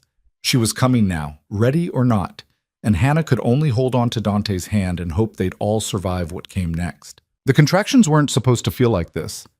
Hannah had read enough pregnancy books, sat through enough prenatal classes during her lonely Providence evenings to know that early labor was meant to be gradual, slow building waves that gave you time to prepare, to breathe, to get to the hospital with dignity and tact. But these pains were sharp and insistent, coming every 4 minutes with an intensity that suggested Lila had her own timeline and wasn't interested in textbook progression. "Breathe," Dante said, his hand steady on her back as another contraction peaked. "Just breathe through it." Hannah wanted to snap at him that she knew how to breathe, that she'd been doing it successfully for 29 years without his guidance, but the pain stole her words and left her gasping against the kitchen counter. When it passed, she straightened slowly, one hand pressed to her lower back where a deep ache had settled. "How far apart?" Celine asked, phone still pressed to her ear, her professional calm a stark contrast to Dante's barely contained panic. 4 minutes, maybe 3.5. Hannah checked her watch, trying to remember when the last one had hit. Time was getting slippery, elastic, hard to track. "They're strong, stronger than I expected." The lawyer, Thomas, had made himself scarce, retreating to another room with his laptop like the messy reality of childbirth was outside his professional scope. Celine finished her call and crossed to Hannah with quick efficiency. "Ambulance is 8 minutes out. We can wait for them, or I can drive you to Beth Israel in 5. Your call." Hannah started to answer, but another contraction hit. Harder, deeper, stealing her breath and buckling her knees. Dante caught her, supporting her weight like it was nothing, and she found herself leaning into him because pride was a luxury she couldn't afford right now. "We drive," Dante said when Hannah couldn't speak. "Now, Celine, you're with us. Everyone else stays here and monitors the Ronan situation." They moved fast, Celine grabbing a bag that apparently contained emergency supplies because, of course, Dante's security team was prepared for spontaneous childbirth, Dante supporting Hannah to the SUV, the whole operation executed with military precision. Hannah was installed in the back seat with Dante beside her, and Celine was pulling out of the driveway before Hannah could fully process that this was happening, that Lila was coming 4 weeks early, that she was going to have her daughter in a Boston hospital instead of the carefully planned Providence delivery she'd imagined. "It's too early," Hannah gasped between contractions. 36 weeks. She needs more time." 36 weeks is safe," Dante said, and the certainty in his voice suggested he'd researched this extensively. "Not ideal, but safe. She'll be fine. You'll both be fine." Hannah wanted to believe him, wanted to trust that the universe wouldn't be cruel enough to bring Lila early and in danger after everything they'd already survived. But fear was a living thing in her chest, making it hard to breathe, hard to think beyond the next contraction and the one after that. Beth Israel appeared faster than seemed possible. Celine driving with the kind of controlled aggression that suggested extensive tactical training, and then there were hospital staff and a wheelchair and bright lights that made Hannah's eyes water. Dante stayed beside her through intake, answering questions when she couldn't, his hand a constant presence on her shoulder or arm or lower back, grounding her when the pain tried to pull her under. "Doctor, Vance is on her way," a nurse said, checking Hannah's vitals with practiced efficiency. "She's about 20 minutes out. In the meantime, let's get you settled and see where we're at." The labor and delivery room was private, spacious, nothing like the crowded chaos of the Mount Sinai ER where Hannah had worked. She changed into a hospital gown while a different nurse started an IV routine precaution, she explained. And then Dr. Vance's colleague, a doctor named Richardson, came in to check her progress. "You're at 5 centimeters, he announced after the examination. "Moving fast for a first baby. At this rate, you'll be ready to push in a few hours." A few hours. Hannah's mind reeled. She'd imagined this moment so many times, alone in Providence, surrounded by strangers, delivering Lila into a world where her father was a ghost. But Dante was here, real and present, his face pale with worry and wonder, and somehow that made everything more complicated and more bearable all at once. Dr. Vance arrived 40 minutes later, sweeping into the room with the calm authority Hannah remembered from their first meeting. She checked the monitors, examined Hannah, and declared everything progressing normally despite the early arrival. "Some babies just have their own schedule," she said with a gentle smile. "Lila seems to be one of them, but everything looks good. Heart rate is strong, you're handling the contractions well, and we'll monitor closely given the 36-week gestation." The hours that followed blurred into a haze of pain and breathing, and Dante's voice talking her through each contraction. He was better at this than Hannah expected. Steady and calm, reading the monitor and warning her when the next peak was coming, reminding her to breathe when she forgot, applying pressure to her lower back exactly where she needed it without being asked. Like he'd studied for this, prepared for it, wanted desperately to be useful. "Where did you learn this?" Hannah asked during a brief respite, her voice hoarse from controlled breathing. "YouTube, books, called 3 different doulas for advice." Dante's smile was sheepish. "I wanted to be prepared, in case you let me be here." Her eyes burned with tears that had nothing to do with pain. "You really thought I'd let you?" "I hoped. Hope's all I've had for 7 months." Another contraction cut off her response, and then there was no space for conversation, only the relentless progression of labor and the mounting pressure that meant Lila was running out of patience with the whole process. By hour 4, Hannah was at 8 centimeters and seriously reconsidering every choice that had led to this moment. The contractions were coming almost continuously now, barely any rest between them, and the epidural she'd initially declined was starting to look like a fantastic idea she'd foolishly rejected. "I changed my mind about the epidural," she gasped to Dr. Vance during the next check. "You're at 9 centimeters. Too late for that now, I'm afraid. But you're almost there, Hannah. You're doing beautifully." "I'm dying. There's a difference." Dante made a sound that might have been a laugh or a sob. His hand was still in hers. She'd been gripping it hard enough to bruise for the last hour. And when she looked at him, his eyes were bright with unshed tears. "You're the strongest person I've ever known," he said quietly. "And in about an hour, you're going to meet our daughter. You can do this." Hannah wanted to argue, but her body had other priorities. The pressure built to something impossible, overwhelming, and then Dr. Vance was saying something about 10 centimeters and getting ready to push. And there was no more time for fear or doubt or anything except the primal work of bringing Lila into the world. Pushing was brutal and exhausting and nothing like the peaceful births in movies.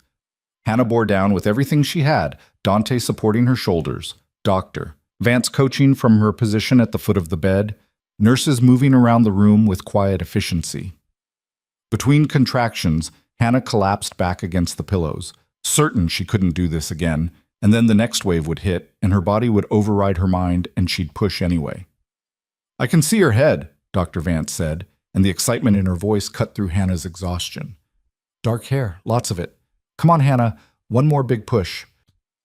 Hannah gathered every scrap of strength she had left, bore down with a sound that was half scream and half determination, and felt something give. The pressure released all at once, and suddenly there was crying, sharp, indignant, the most beautiful sound Hannah had ever heard. "She's here," Dr. Vance announced, lifting a tiny, furious, perfect baby into view. "It's a girl." Lila was placed on Hannah's chest before she could fully process what had happened, warm and wet and screaming her displeasure at the world, and Hannah's hands came up automatically to hold her daughter for the first time. She was so small, impossibly small, with a shock of dark hair and scrunched features, and Hannah fell in love so completely and instantly it felt like her heart cracking open. "Hi, baby," Hannah whispered, tears streaming down her face. "Hi, Lila. I've got you. You're safe." Beside her, Dante made a broken sound. Hannah looked up to see him staring at their daughter with an expression of such raw wonder it hurt to witness. His hand hovered near Lila's tiny head like he wanted to touch, but didn't quite dare. "You can hold her," Hannah said softly. "I don't want to hurt her. She's so small." "She's stronger than she looks. Aren't you, baby girl?" Hannah stroked Lila's cheek, watched her daughter's crying begin to settle. "Dante, meet your daughter. Lila, this is your dad." Dr. Vance was busy with the aftermath of delivery, things Hannah was vaguely aware of but couldn't focus on because Lila was here, real, breathing, but she paused long enough to smile at them. "She's a good size for 36 weeks, 5 pounds, 8 ounces by my estimate. We'll get exact measurements in a moment, but she looks perfect." A nurse approached with warm blankets, gently cleaning Lila while she lay on Hannah's chest. Another took vitals, checked reflexes, made notes on a chart. The room was organized chaos, but at the center of it was this tiny person who'd upended Hannah's entire life without even being born yet, and now was here making good on that promise. "Her hands," Dante said, his voice thick. "Look at her hands." Lila had one tiny fist near her face, fingers smaller than anything Hannah had imagined. Perfect miniature fingernails, delicate wrinkles at the knuckles. The whole thing no bigger than a walnut. Hannah traced one finger down her daughter's palm. Watched those impossibly small fingers curl reflexively around hers. "She's got a good grip," the nurse observed. "Strong reflexes. All her measurements look excellent." They took Lila briefly, just long enough for a full examination, measurements, the standard newborn procedures, and Hannah watched with her heart in her throat as nurses moved efficiently around her daughter. 5 pounds, 9 ounces according to the official scale, 18 inches long. Perfect APGAR scores. Healthy and strong despite the early arrival. When they brought her back, wrapped in a striped hospital blanket with a tiny pink cap, the nurse looked between Hannah and Dante. "Dad, do you want to try skin-to-skin contact? It's good for bonding." Dante looked terrified and hopeful in equal measure. Hannah nodded permission, and the nurse showed him how to hold Lila against his bare chest. He'd stripped off his shirt with shaking hands, supporting her head, keeping her secure. The moment Lila settled against her father's chest, her crying stopped. She made a small sound, almost like a sigh, and went still. Dante froze. "Is that normal? Should she be moving?" "She's perfect," the nurse assured him. "Babies often settle when they hear their father's heartbeat. She knows you." Hannah watched her daughter nestle against Dante's chest, watched this dangerous man transform into something impossibly gentle as he cradled their baby like she was made of spun glass. His free hand came up to cup Lila's head, so large against her tiny skull, and when he bent to press a kiss to that dark hair, Hannah saw tears tracking down his face. "Hi, Lila," he whispered. "I'm your dad. I know we haven't met before, but I've been waiting for you. I've been trying to become someone worthy of you." His voice cracked. "I promise I'll protect you. I promise I'll never let anything hurt you. I promise I'll be better every single day because you deserve the best father I can be." Hannah's chest ached watching them. This was what she'd run from. Not just the danger, but this. The vulnerability of loving someone this much, of building a family with a man whose world was constructed from shadows and compromises. But looking at Dante with their daughter, seeing the way he held her like she was the answer to every question he'd never known to ask, Hannah felt her careful walls beginning to crumble. The hours after delivery passed in a blur of exhaustion and elation. Hannah was moved to a recovery room, private, comfortable, nothing like she'd expected, while Lila stayed with them, sleeping peacefully in her bassinet when she wasn't nursing or being held. Dante seemed unable to stop staring at his daughter, watching her sleep like he was memorizing every detail. "You should get some rest," Hannah told him around midnight.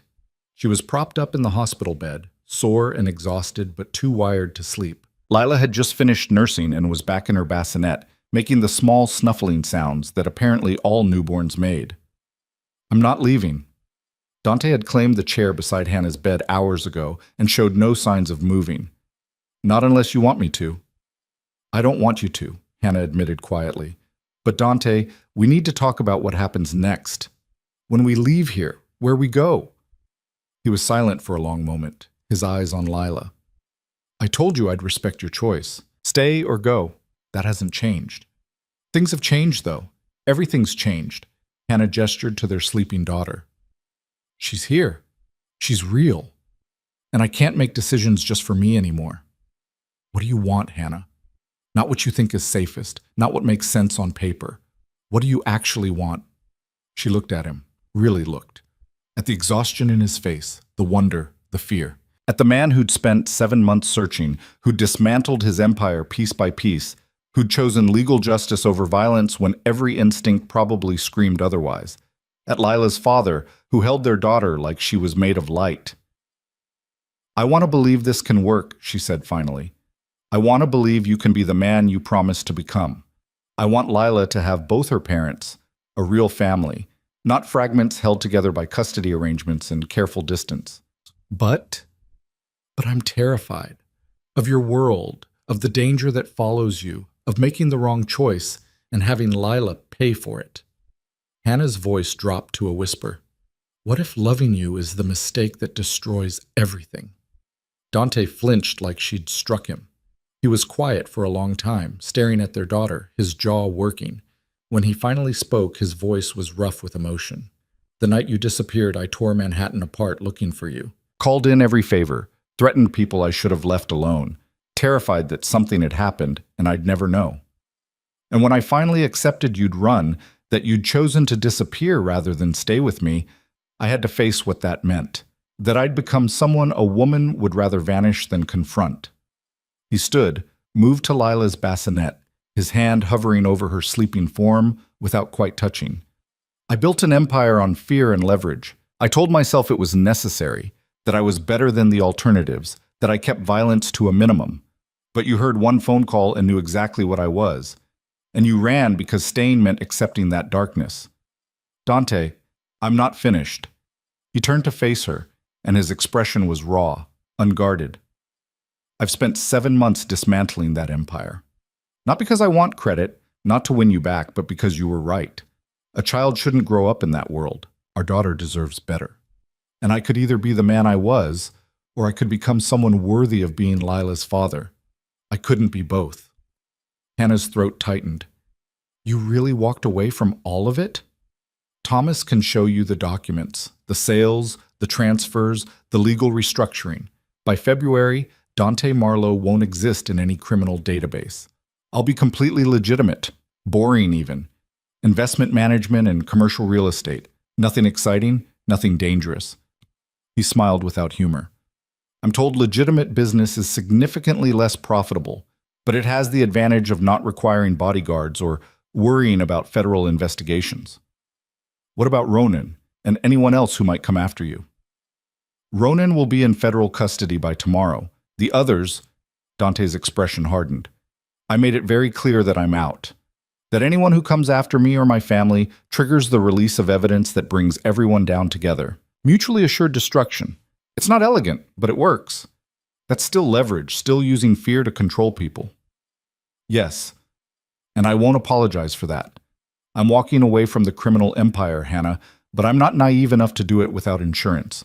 If that makes me still too dangerous for you, I understand. But I will not leave my daughter unprotected because of philosophical purity. Hannah absorbed that, turned it over in her mind. He was right. Naive idealism would get them killed.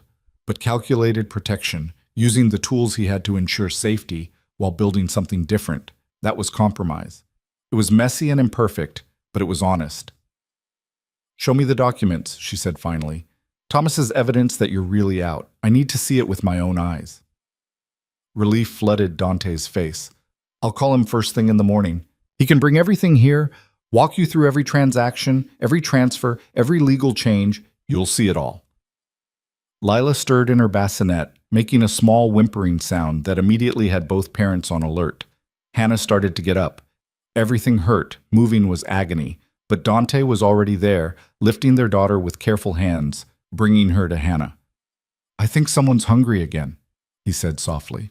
Hannah took Lila, settled her to nurse, and watched Dante watch them with an expression of such fierce protectiveness it made her chest ache. This was what family looked like, she realized. Not perfect, not simple, but real. Complicated and messy and built on the ruins of mistakes they'd both made. "I'm not promising anything yet," Hannah said as Lila nursed, "but I'm willing to try, to see if this can work, if you can really be the man you say you're becoming. That's all I'm asking for, a chance to prove it. And if you can't, if the danger follows us anyway, or if I decide this is still too much." Dante's expression went carefully neutral. "Then the trust fund is already set up. Lila will have everything she needs. I'll stay in her life as much as you allow and no more. I won't fight you for custody or make this harder than it has to be." "You just accept that? Walk away?" "I'd respect your decision, because you're her mother and you get to decide what's safe for her. I don't have to like it, but I'll honor it." He met her eyes. "I love you, Hannah. I've loved you since you told me to eat better in a Manhattan ER at 3 in the morning. But I love our daughter more, and if the best thing I can do for Lila is stay at a distance, then that's what I'll do." The declaration hung in the air between them, heavy with history and hope and the terrible weight of loving someone when the stakes were this high. Hannah looked at Lila, nursing peacefully, oblivious to the adult complications swirling around her tiny life. "I don't want you at a distance," Hannah heard herself say. "I want you close. I want Lila to know her father. I want—" She paused, gathering courage. "I want to try to be a family. A real one. Even if I'm terrified of what that means." Dante's eyes closed briefly, and when they opened again, they were bright with tears he didn't bother hiding. "Thank you for trusting me enough to try." They stayed awake most of that first night, taking turns holding Lila, watching her sleep, marveling at her tiny perfection. Dante left only once, early morning, to handle the Ronan situation and retrieve Thomas with his documentation, and returned 2 hours later with confirmation that Ronan Cross was officially in federal custody, charged with enough crimes to guarantee decades behind bars. "It's done," he said, settling back into the chair beside Hannah's bed. "He'll never be a threat to you again." Thomas arrived mid-morning with a briefcase full of documents, and Hannah spent 3 hours reading through evidence of Dante's systematic dismantling of his criminal empire. Sales contracts for the shipping operations, transfer agreements for the casinos, corporate restructuring that separated legitimate businesses from anything questionable, bank statements showing assets moving into legal trusts and investment accounts. It was all real, all documented, all proof that Dante had been doing exactly what he'd promised, burning down his old life and building something different from the ashes. "The last pieces will finalize by mid-February," Thomas explained. "After that, you're completely clean. No criminal ties, no questionable associations, nothing that would raise flags in any background check." Hannah looked at Dante, who was holding Lila against his shoulder, patting her tiny back with infinite gentleness. "Why February? Some contracts have mandatory waiting periods. Some transfers require regulatory approval. I can't rush it without raising suspicion." Dante's eyes met hers. "But I swear to you, Hannah, by February 15th, I'm out completely." She wanted to believe him.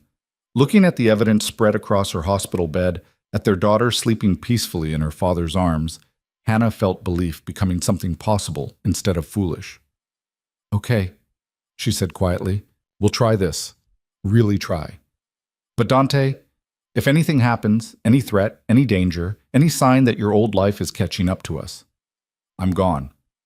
And I won't give you another chance to find me." "Understood, and fair." He adjusted Lila carefully, supporting her head. "Where do you want to live? Boston? Providence? Somewhere else entirely?" Hannah considered. Providence felt tainted now, associated with running and fear and the months she'd spent hiding. Manhattan was out of the question. But Boston was new territory for both of them. Neutral ground. Here, she decided, Boston.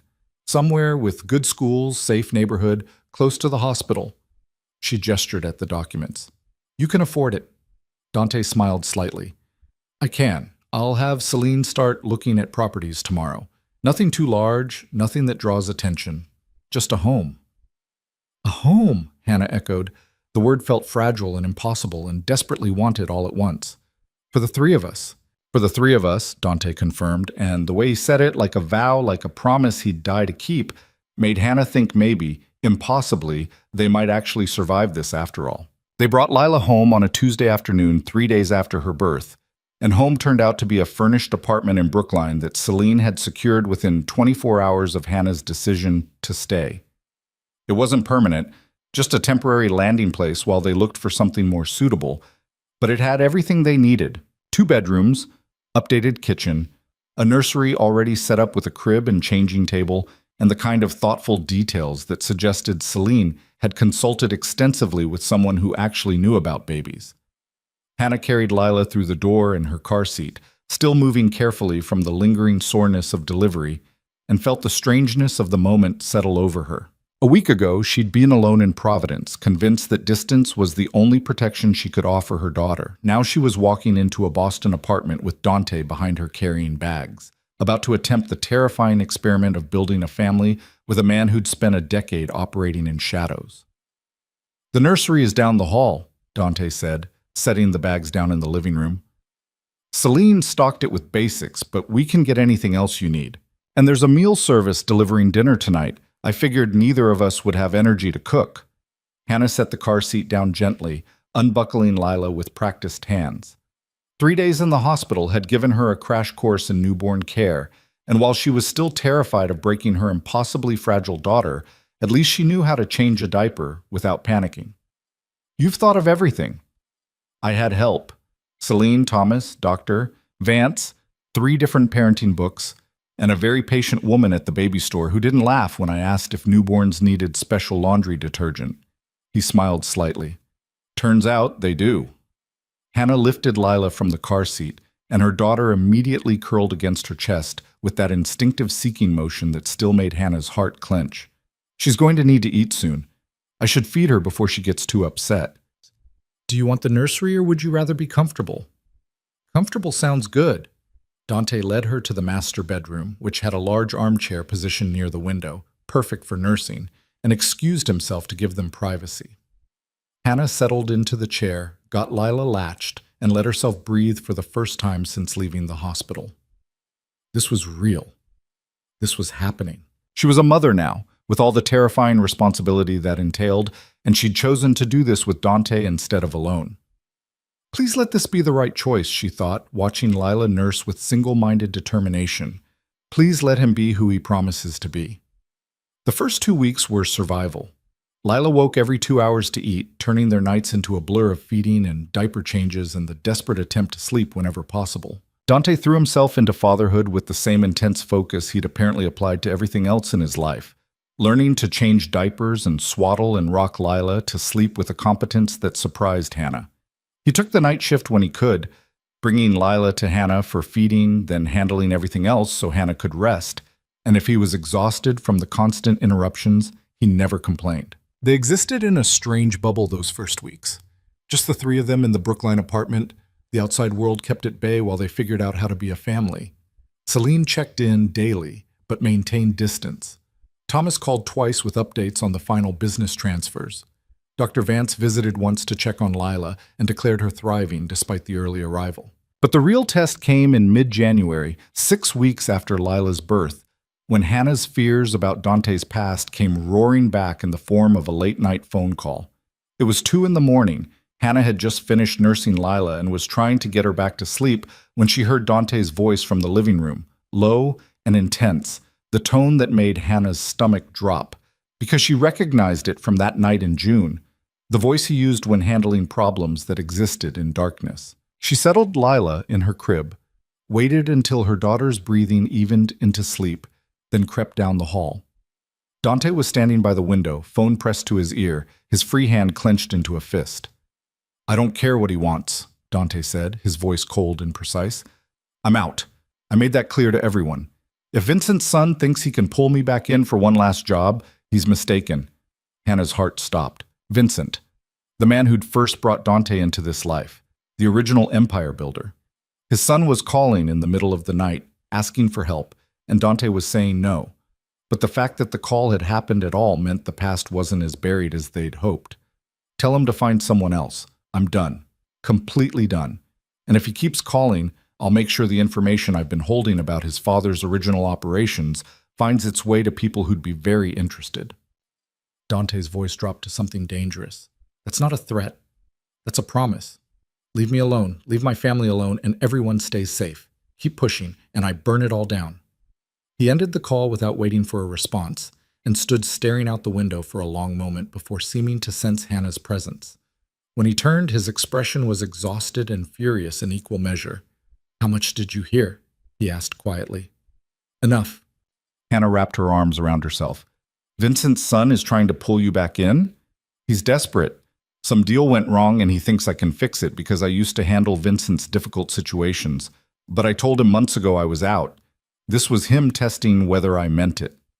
Dante crossed to her, stopped a careful distance away. "I meant it, Hannah. I'm not going back to that world. Not for him, not for anyone. You threatened him. I protected us. There's a difference." His jaw tightened. "I have insurance, documentation about illegal operations from Vincent's original empire, information that would bring down a lot of powerful people if it went public. It's my leverage to make sure they leave us alone. And yes, I'll use it if I have to." Hannah wanted to be angry about the continued use of threats and leverage, but looking at Dante, at the determination in his face, the protectiveness, she understood. He wasn't trying to control people for power anymore. He was using the tools he had to keep his family safe. It wasn't clean or simple, but it was honest. "No more calls like that," she said finally. "If someone from your past contacts you, I need to know. No secrets, Dante. Not about this." "Agreed. I should have told you he'd been reaching out. I was handling it, but I should have told you anyway." He hesitated. "Hannah, the deadline is February 15th. One more month and all the final transfers complete. After that, I'll have nothing left they want. The calls will stop because I won't have value to them anymore. And if they don't stop, then I release the information and everyone goes down together. Mutually assured destruction. But it won't come to that. These people are practical. They won't risk exposure over someone who's already out." Hannah wanted to believe him, needed to believe him, because the alternative was spending the rest of her life jumping at shadows, wondering when the past would catch up to them again. "1 month," she said. "After February 15th, this is done, completely done. Or I take Lila and leave, and this time you really won't find me." The threat landed hard. She saw it in the way Dante flinched, in the flash of fear across his face. But he nodded, accepting the ultimatum. 1 month, and then it's over. February crept forward with agonizing slowness. Dante spent hours with Thomas, finalizing the last transfers, signing documents, severing the final ties to his criminal past. Hannah spent those hours with Lila, learning her daughter's rhythms, marveling at how much she changed day by day. Lila was getting bigger, more alert, starting to track faces and make small cooing sounds that felt like the beginning of communication. They were also looking at houses, real houses, permanent homes where they could build a life that didn't feel temporary. Celine arranged viewings, and Hannah and Dante spent afternoons walking through possibilities in Newton and Brookline and Cambridge, trying to imagine which space could hold their future. The house they chose was in Newton, a quiet neighborhood with good schools and tree-lined streets that felt a million miles from Manhattan's intensity. 3 bedrooms, updated kitchen, a yard where Lila could eventually play. Nothing ostentatious, nothing that screamed wealth, just a comfortable home for a small family trying to figure out how to be normal. They closed on February 10th, 5 days before Dante's deadline, and spent the weekend moving in. It was strange and domestic and terrifying, unpacking boxes, assembling furniture, arguing about where things should go like regular couples did. Hannah kept waiting for the other shoe to drop, for some crisis to shatter the fragile peace they'd built. But February 15th arrived with nothing more dramatic than Lila's 2-month pediatrician appointment and a text from Thomas confirming that the final transfer had processed successfully. Dante Marlowe was now, legally and completely, out of the criminal world he'd spent a decade building. "It's done," Dante said that evening, showing Hannah the confirmation documents. "Every asset sold or transferred, every connection severed. The only thing I still have is the insurance information, and that stays locked away unless someone forces me to use it." Hannah scanned the documents, her legal knowledge limited but sufficient to understand what she was seeing. Complete divestment, clean break, The end of one life and the beginning of another. How does it feel? She asked. Dante was quiet for a moment, looking at Lila where she lay on her playmat, tracking the mobile above her with serious concentration. Strange. I built that empire from nothing. Spent 10 years making it powerful, making myself powerful. And now it's gone. And I'm just... He trailed off. Just what? Just a man with a family. No empire, no reputation, no fear keeping people in line. Just Lila's father and your... He hesitated. What am I to you, Hannah? We've never actually defined that. It was a fair question. They'd been living together for 6 weeks, co-parenting, existing in domestic intimacy, without ever discussing what their relationship actually was. Hannah had been too afraid to examine it too closely, worried that naming it would make it real, and therefore vulnerable to destruction. I don't know, she admitted. We're not what we were in Manhattan, but we're more than just co-parents. We're somewhere in between, and I don't have a word for it. Can I tell you what I want? Dante asked quietly. Hannah's heart kicked up. Okay. I want to be your partner in every sense. Not because of Lila, though she's the best reason I can imagine, but because I love you, Hannah. I've loved you since you were brave enough to run from me, and I'll love you when we're old and Lila's grown, and all of this is just history we survived together. He moved closer, careful not to crowd her. I want to build a life with you, real and permanent. No secrets, no shadows, just us figuring out how to be ordinary people who happen to love each other. Hannah's throat tightened. She looked at this man who'd torn apart his empire for her, who'd chosen legal justice over violence, who held their daughter like she was made of light, and felt the last of her careful walls crumbling. I'm still scared, she whispered. I know. I'm scared you'll slip back into old patterns, that someone from your past will come after us, that I'll wake up one day and realize I made a terrible mistake letting you into our lives. All reasonable fears. Dante's hand found hers, warm and steady. I can't promise perfection, Hannah. I can't promise there won't be hard days or that my past won't cast shadows sometimes. But I can promise I'll choose you every single day. You and Lila. Over power, over money, over everything I used to think mattered. You're what matters now. Hannah looked at their joined hands, then at Lila on her playmat, then back to Dante's face. I want to try, really try. Not just co-parenting or being careful roommates, but actually building something together. Relief and joy flooded his expression. Yeah? Yeah. But Dante, I need you to understand. If you ever lie to me, if you ever hide something important, if I find out you've been keeping secrets about your past or present or anything that affects our family, I'm done. No second chances. I can forgive a lot of things, but not dishonesty. No lies, he agreed immediately. Complete honesty, even when it's uncomfortable, even when I'm afraid of how you'll react. You'll always know the truth. And no going back to that life. Ever. I don't care what crisis happens or who calls asking for help. You're out, permanently out, and that's non-negotiable. I'm out, permanently. The only time I touch any of that again is if someone threatens you or Lila, and then I'll use everything I know to protect you. But otherwise, I'm done.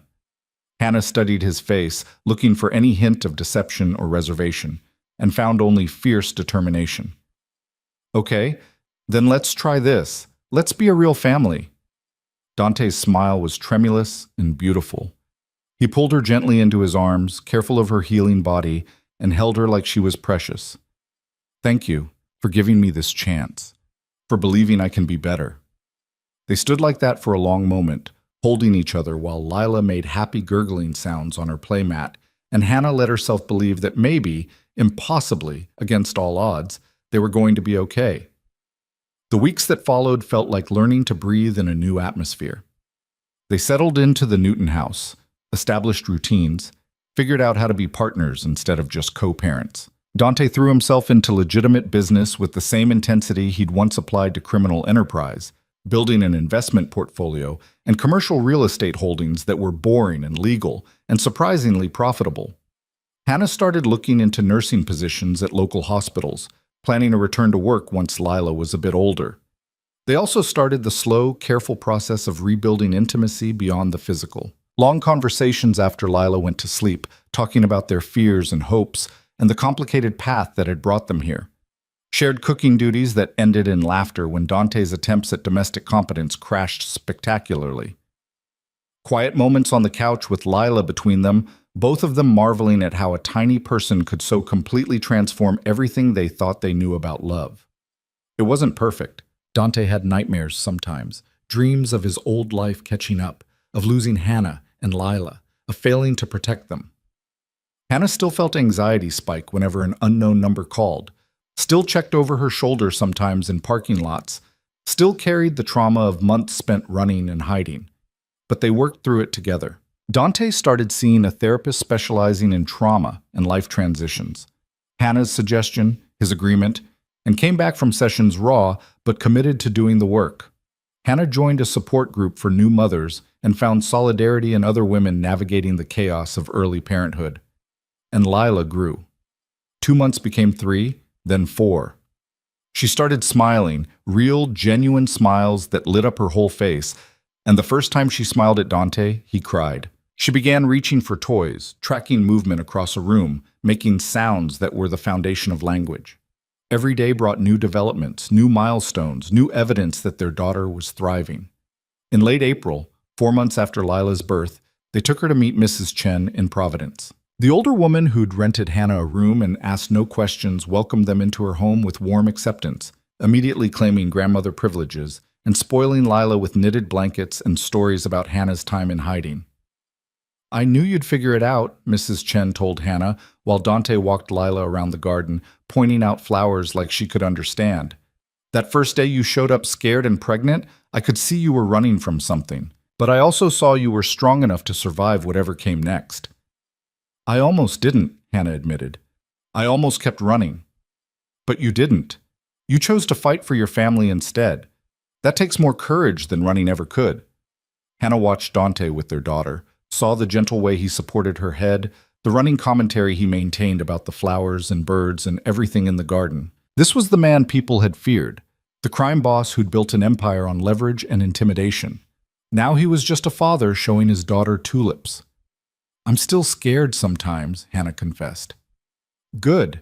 Fear keeps you careful, but don't let it keep you from living." Mrs. Chen squeezed her hand. "You've got something rare, Hannah. A man who chose to change for you. Not many people get that kind of love." The words stayed with Hannah as they drove back to Newton that evening, Lila sleeping peacefully in her car seat, Dante's hand warm in hers. She'd spent so long being afraid, first of Dante's world, then of making the wrong choice, then of the past catching up.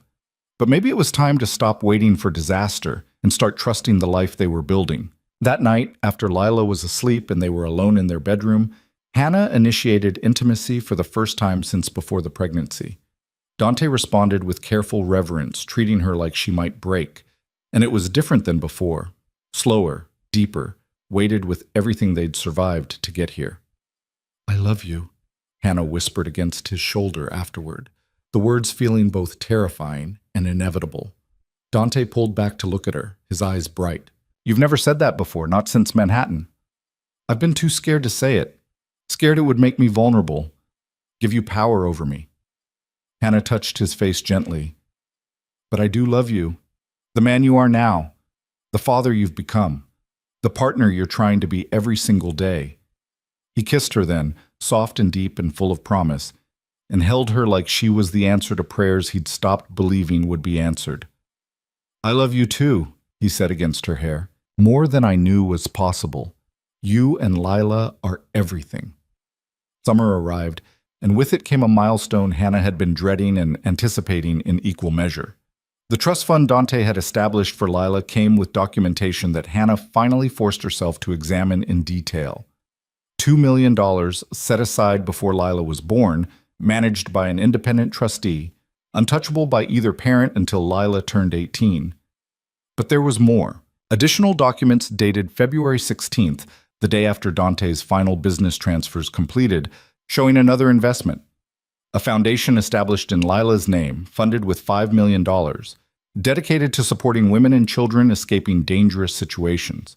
Shelters, legal aid, relocation assistance, everything Hannah had needed when she'd run and had to cobble together with fake IDs and cash transactions. "When did you do this?" Hannah asked, showing him the documents. Dante looked almost embarrassed. The day after I finalized getting out, I had all this money from selling the businesses, and I wanted to do something good with it, something that honored what you went through, what you survived. $5 million? I can afford it.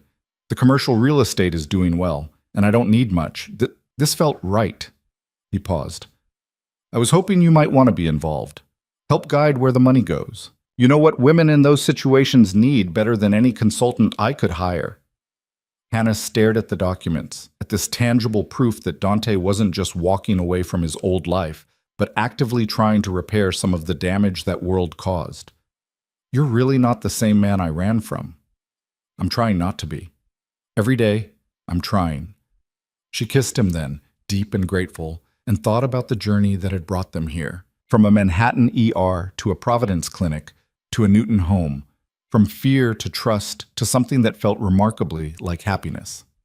On Lila's 6-month birthday in June, they had a small celebration, just the three of them and Celine, who'd become something like family over the months of protecting them and then helping them settle into normal life. Lila sat in her high chair, fascinated by the cake they'd made her, reaching for it with chubby hands and laughing when Dante made funny faces. Hannah watched her daughter, healthy and happy and completely unaware of the complicated history that had preceded her arrival, and felt peace settling into her bones for the first time in over a year. What are you thinking about? Dante asked quietly, appearing beside her with 2 glasses of wine. How different this is from what I imagined. 6 months ago, I thought I'd be doing this alone, hiding somewhere, keeping Lila safe by keeping you away. She accepted the wine, took a sip. I'm glad I was wrong. Me too. He watched Lila, his expression soft. Being her father is the best thing I've ever done. Being with you again is the second best. Everything else I accomplished before this doesn't even register. No regrets about walking away from all that power? Not for a second. Dante turned to face her fully. Hannah, I want to ask you something, and you can say no. There's no pressure, no expectation, but I need to ask anyway. Hannah's heart kicked up. Okay. He set down his wine glass, reached into his pocket, and pulled out a small velvet box. Hannah's breath caught as he opened it to reveal a simple, elegant ring, diamond solitaire, classic setting, nothing ostentatious. I know we've done everything backwards, Dante said, his voice slightly shaking. Baby first, living together, building a life in completely the wrong order. But I want to make it right. I want to marry you, Hannah. Not because of Lila, though she's the best reason I can imagine, but because I love you, because I want everyone to know you're my partner, because I want to build the rest of my life with you. He dropped to one knee, awkward in the kitchen with their 6-month-old daughter smearing cake on her face 3 feet away, and looked up at Hannah with his heart in his eyes. Will you marry me? Will you take a chance on the man I'm becoming and let me spend the rest of my life proving I'm worthy of you? Hannah looked at him. This man who'd searched for her across 3 states, who'd dismantled an empire to prove he could change, who held their daughter like she was made of starlight, who'd chosen love over power and kept choosing it every single day, and felt certainty settle in her chest. Yes, she said, her voice breaking with emotion. Yes, I'll marry you. Dante's face transformed with joy. He stood, slipped the ring onto her finger, and kissed her while Lila clapped her sticky hands together like she understood the significance of the moment. They were married in September in a small ceremony in their Newton backyard. Just close friends, Mrs. Chen, Celine, Thomas, and Dr. Vance, who'd delivered Lila and then helped Hannah navigate those early terrifying weeks of motherhood. Leela was there too, 8 months old and determined to steal the show in her flower girl dress, making everyone laugh when she tried to eat the flower petals. Hannah wore a simple ivory dress and carried wildflowers, and when she walked toward Dante under the arbor they'd built together, she thought about the journey that had brought them here. All the fear and running and desperate choices that had somehow, impossibly, led to this moment. I used to think love was supposed to be easy, Hannah said during her vows. Lila balanced on her hip because their daughter refused to be set down. Safe and simple and uncomplicated, but what we have is better than easy. It's real. Built on honesty and hard choices, and the decision to keep choosing each other even when it's terrifying. Dante's vows were shorter but no less powerful. You saved me, he said simply. From a life that was destroying me piece by piece, from becoming someone I'd hate, from missing the only things that actually matter. You and Lila are my redemption, my purpose, my everything, and I'll spend the rest of my life being worthy of that gift. They exchanged rings, simple gold bands that matched, and when the officiant pronounced them married, the small gathering cheered. Lila chose that moment to grab a handful of Hannah's hair and laugh, and the moment was perfect in its messy, imperfect reality. That evening, after the guests had left and Lila was finally asleep after far too much excitement, Hannah and Dante sat on their back porch watching fireflies dance across the yard. "Mrs. Chen told me something in Providence," Hannah said, her head on Dante's shoulder. "She said I had something rare, a man who chose to change for me. And she was right, but it's more than that. You didn't just change. You let me see the changing, all the hard work and backsliding and terrifying moments of facing who you'd been. That's the real gift." Dante pressed a kiss to her hair. "I couldn't have done it without you. Without knowing that you and Lila were waiting on the other side of all that work. You gave me a reason to be better." "We gave each other reasons." Hannah turned to look at him. "You gave me the courage to stop running, to trust that safety doesn't have to mean loneliness, that love is worth the risk." They sat in comfortable silence, watching the fireflies, and Hannah thought about the future spreading out before them. Lila growing up in this house, starting school, bringing home friends, and eventually having her own complicated life to navigate. More children, maybe, if they decided they wanted to expand their family. Years of ordinary days and extraordinary moments, all of it built on the foundation they'd fought so hard to establish. "Do you ever think about what would have happened if I hadn't run that night?" Hannah asked. "If I'd stayed in Manhattan, confronted you about what I heard?" Dante considered. "Honestly, I don't know. I'd like to think I would have chosen to change anyway, but I'm not sure I would have had the clarity to see what I was becoming without you disappearing. Sometimes the shock of loss is what it takes to wake someone up. And if you hadn't found me, if I disappeared completely, then I'd have spent the rest of my life looking, and Lila would have grown up without knowing her father, and you'd have raised her to be incredible anyway, and I'd have missed everything that matters." His arm tightened around her. "I'm grateful every day that didn't happen, that you gave me this chance." Hannah thought about all the versions of their story that could have existed. Her alone in Providence, Dante still running his empire, their daughter growing up in fragments. And she thought about the version they'd chosen instead, messy and hard-won and real. "I'm grateful too," she said softly, "for all of it, even the scary parts, because they brought us here." Inside, Lila made a small sound through the baby monitor, not quite crying, just the sleepy murmur that meant she was shifting positions. Hannah and Dante both went still, listening, ready to respond if she needed them. But the sound settled back into peaceful breathing, and they relaxed again. "She's getting so big," Dante said. 8 months already. Soon she'll be walking, then talking, then telling us she's too old for us to understand her problems." Hannah laughed. "Let's not rush it. I'm still getting used to the sleep deprivation." "Fair point." He stood, offered her his hand. "Come on, let's go to bed while we can actually sleep." They went inside together, checked on Lila one more time.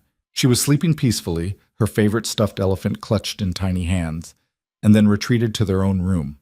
As Hannah settled into bed beside her husband, feeling the warmth of him next to her and the quiet peace of their home around them, she thought about safety. Real safety wasn't distance or fake IDs or running until exhaustion made the fear manageable. Real safety was this: trust hard-won and carefully maintained, love that had survived testing, a partner who chose every day to be worthy of the faith she placed in him. "I love you," she whispered into the darkness. "I love you too," Dante whispered back. "Forever." And Hannah believed him. Not blindly, not naively, but with the clear-eyed certainty of someone who'd seen him at his worst and watched him fight to become better. They'd both been broken in different ways, both made terrible choices, both hurt each other through fear and desperation and the impossibility of loving someone when the stakes were life and death. But they'd survived, built something real from the ruins, created a family that was messy and complicated and absolutely worth every terrifying moment it had taken to get here. Outside, fireflies danced in the summer darkness. Inside, their daughter slept peacefully. And in their bedroom, Hannah and Dante held each other close, two people who'd found their way through shadows into light and chose every day to keep walking forward together. The dangerous man and the woman who'd run from him had become something different, something better. A family built on honesty and hard work and the stubborn refusal to let fear win. And for the first time since that night in a Manhattan apartment, when she'd overheard a phone call that changed everything, Hannah Chen, now Hannah Marlowe, felt completely, genuinely, permanently safe. Not because the world had become less dangerous, but because she'd stopped facing it alone.